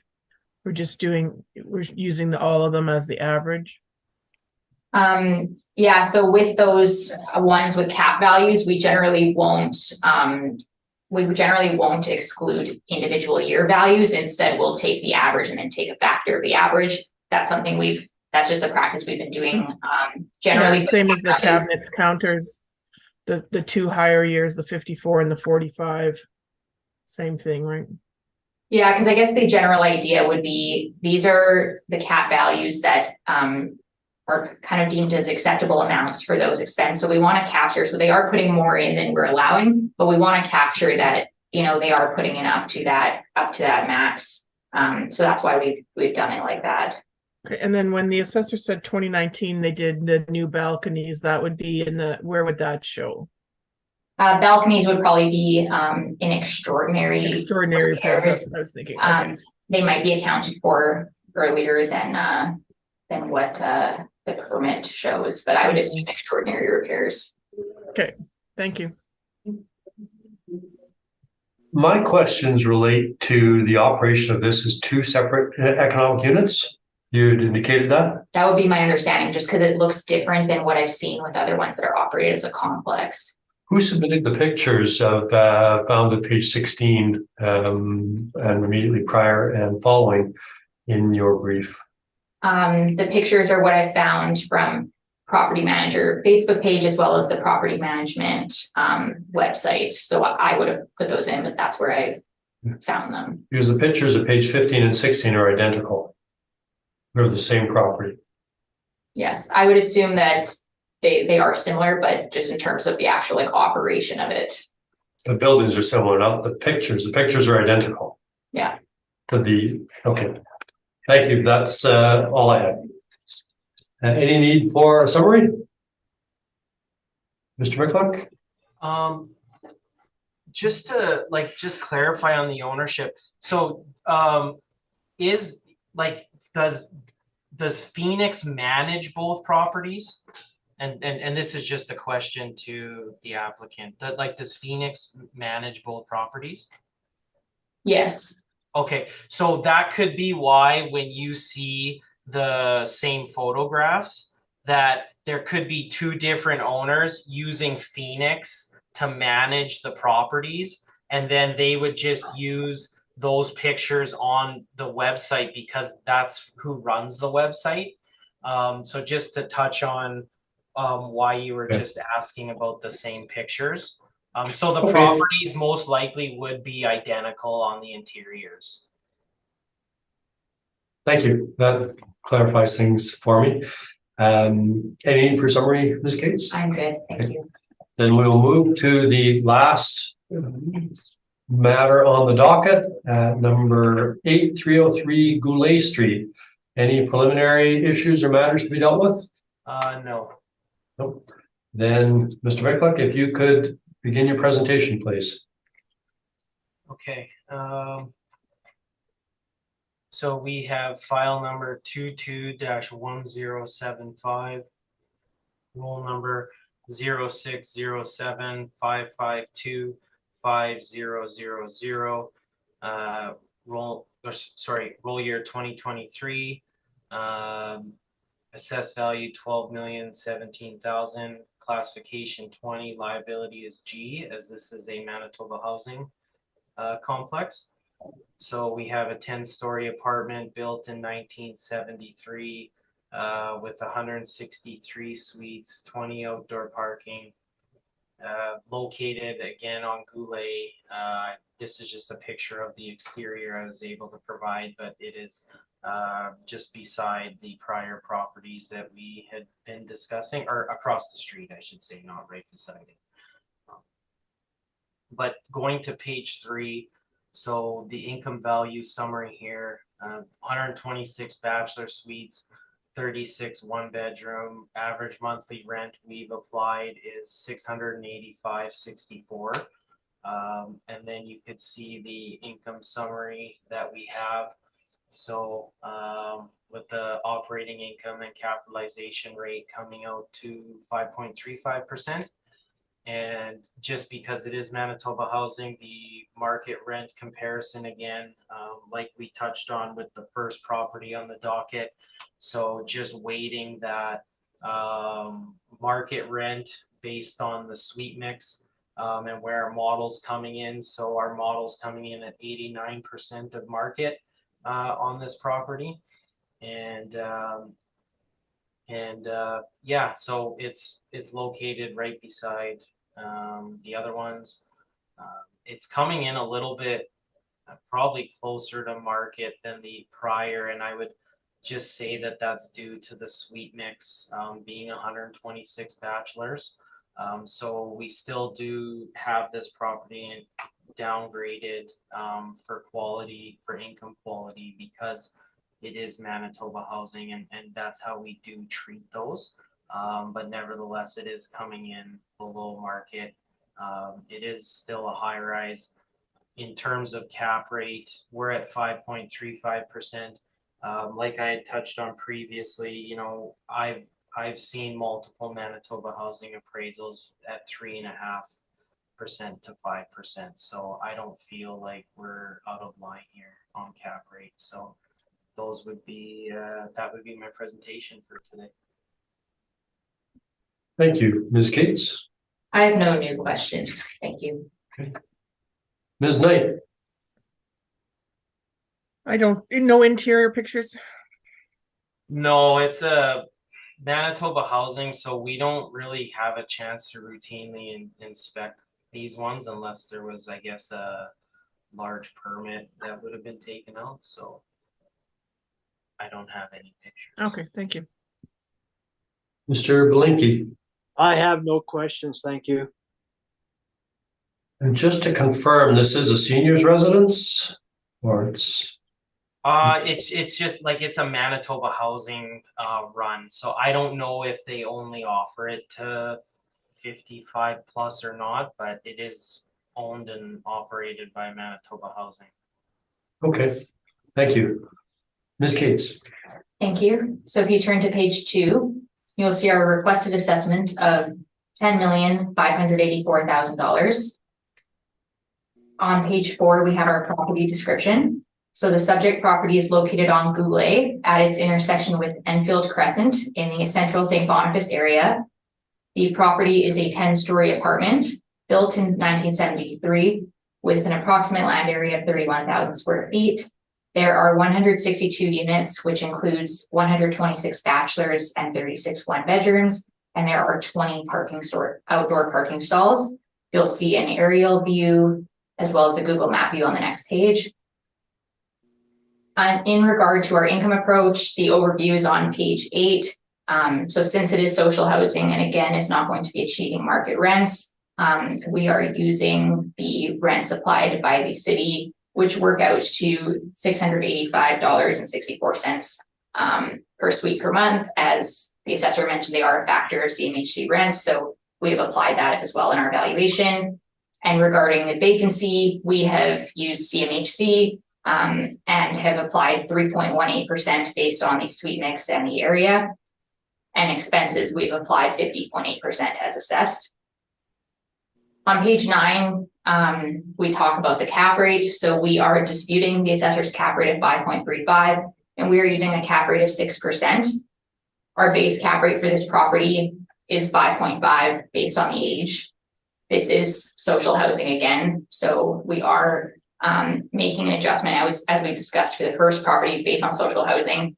And additionally, it's seniors housing, which has some other kind of deficiencies built in if it were to be converted to a market apartment, such as low parking count. We only see 0.12 stalls per unit, and not ideal suite mix. It is skewed towards small units. They are all bachelors and one-bedrooms. There's no 2 bedrooms beyond. And additionally, suite size, we tend to see small suites, 360 square feet for a bachelor, 480 for a one-bedroom. So based on social housing and the uniqueness of seniors housing, we have added a 0.5 premium to the cap rate for 6%. So on page 11, you'll see the breakdown of those parameters and our indicated value of $10,584,000. And that works out to approximately $65,000 per unit. If you turn to page 13, we have our appendix. So a couple interior photos of the common area that I was able to locate, and the city valuation page. And that would conclude my presentation for this property. Thank you. Thank you. Mr. Mikulik? No, same questions as previous regarding the social housing be applied. Okay. Mr. Belenky? No questions, thank you. Ms. Knight? I have no questions, thanks. And I have no questions. Any need for a summary? I know Mr. Mikulik, you had asked for an opportunity to make us to prepare or give us a summary at the end of the hearing today. Is now a good time? Yeah, sure, that would be great. So just regarding, like I know this topic of repair and maintenance has been discussed. I just want to lead the board though to just look at the actual sales data that is provided, and it would be in Altus's cap rate study starting on page 150. If you want to just get a general idea of where these repair and maintenance numbers say that I was coming from, we're getting, you could see that based on the number of sales that have been provided, how repair and maintenance has been stabilized. And so the properties that were discussed today with the high repair and maintenance, you could see the condition of them is actually quite nice and they are well maintained. So I would just ask the board to just make sure they're taking those factors into consideration when determining the income levels that we've been using. Thank you. Thank you. Ms. Cates, any summary? Sure, I'll make a brief summary. I guess just first, we had a couple social housing properties, so just kind of restating our application of a premium to the cap rate based on the risk there. And then in regards to the remaining market apartments, we look at the actuals, we use the actuals. So in the cap rate study, we have the actuals there. So that's the same that we did for the income and expenses for these properties today. So I'll just leave it there. Thank you. We have now heard all of the items scheduled and this hearing is adjourned. Thank you. Thank you. Have a good day. Have a good Thank day. you.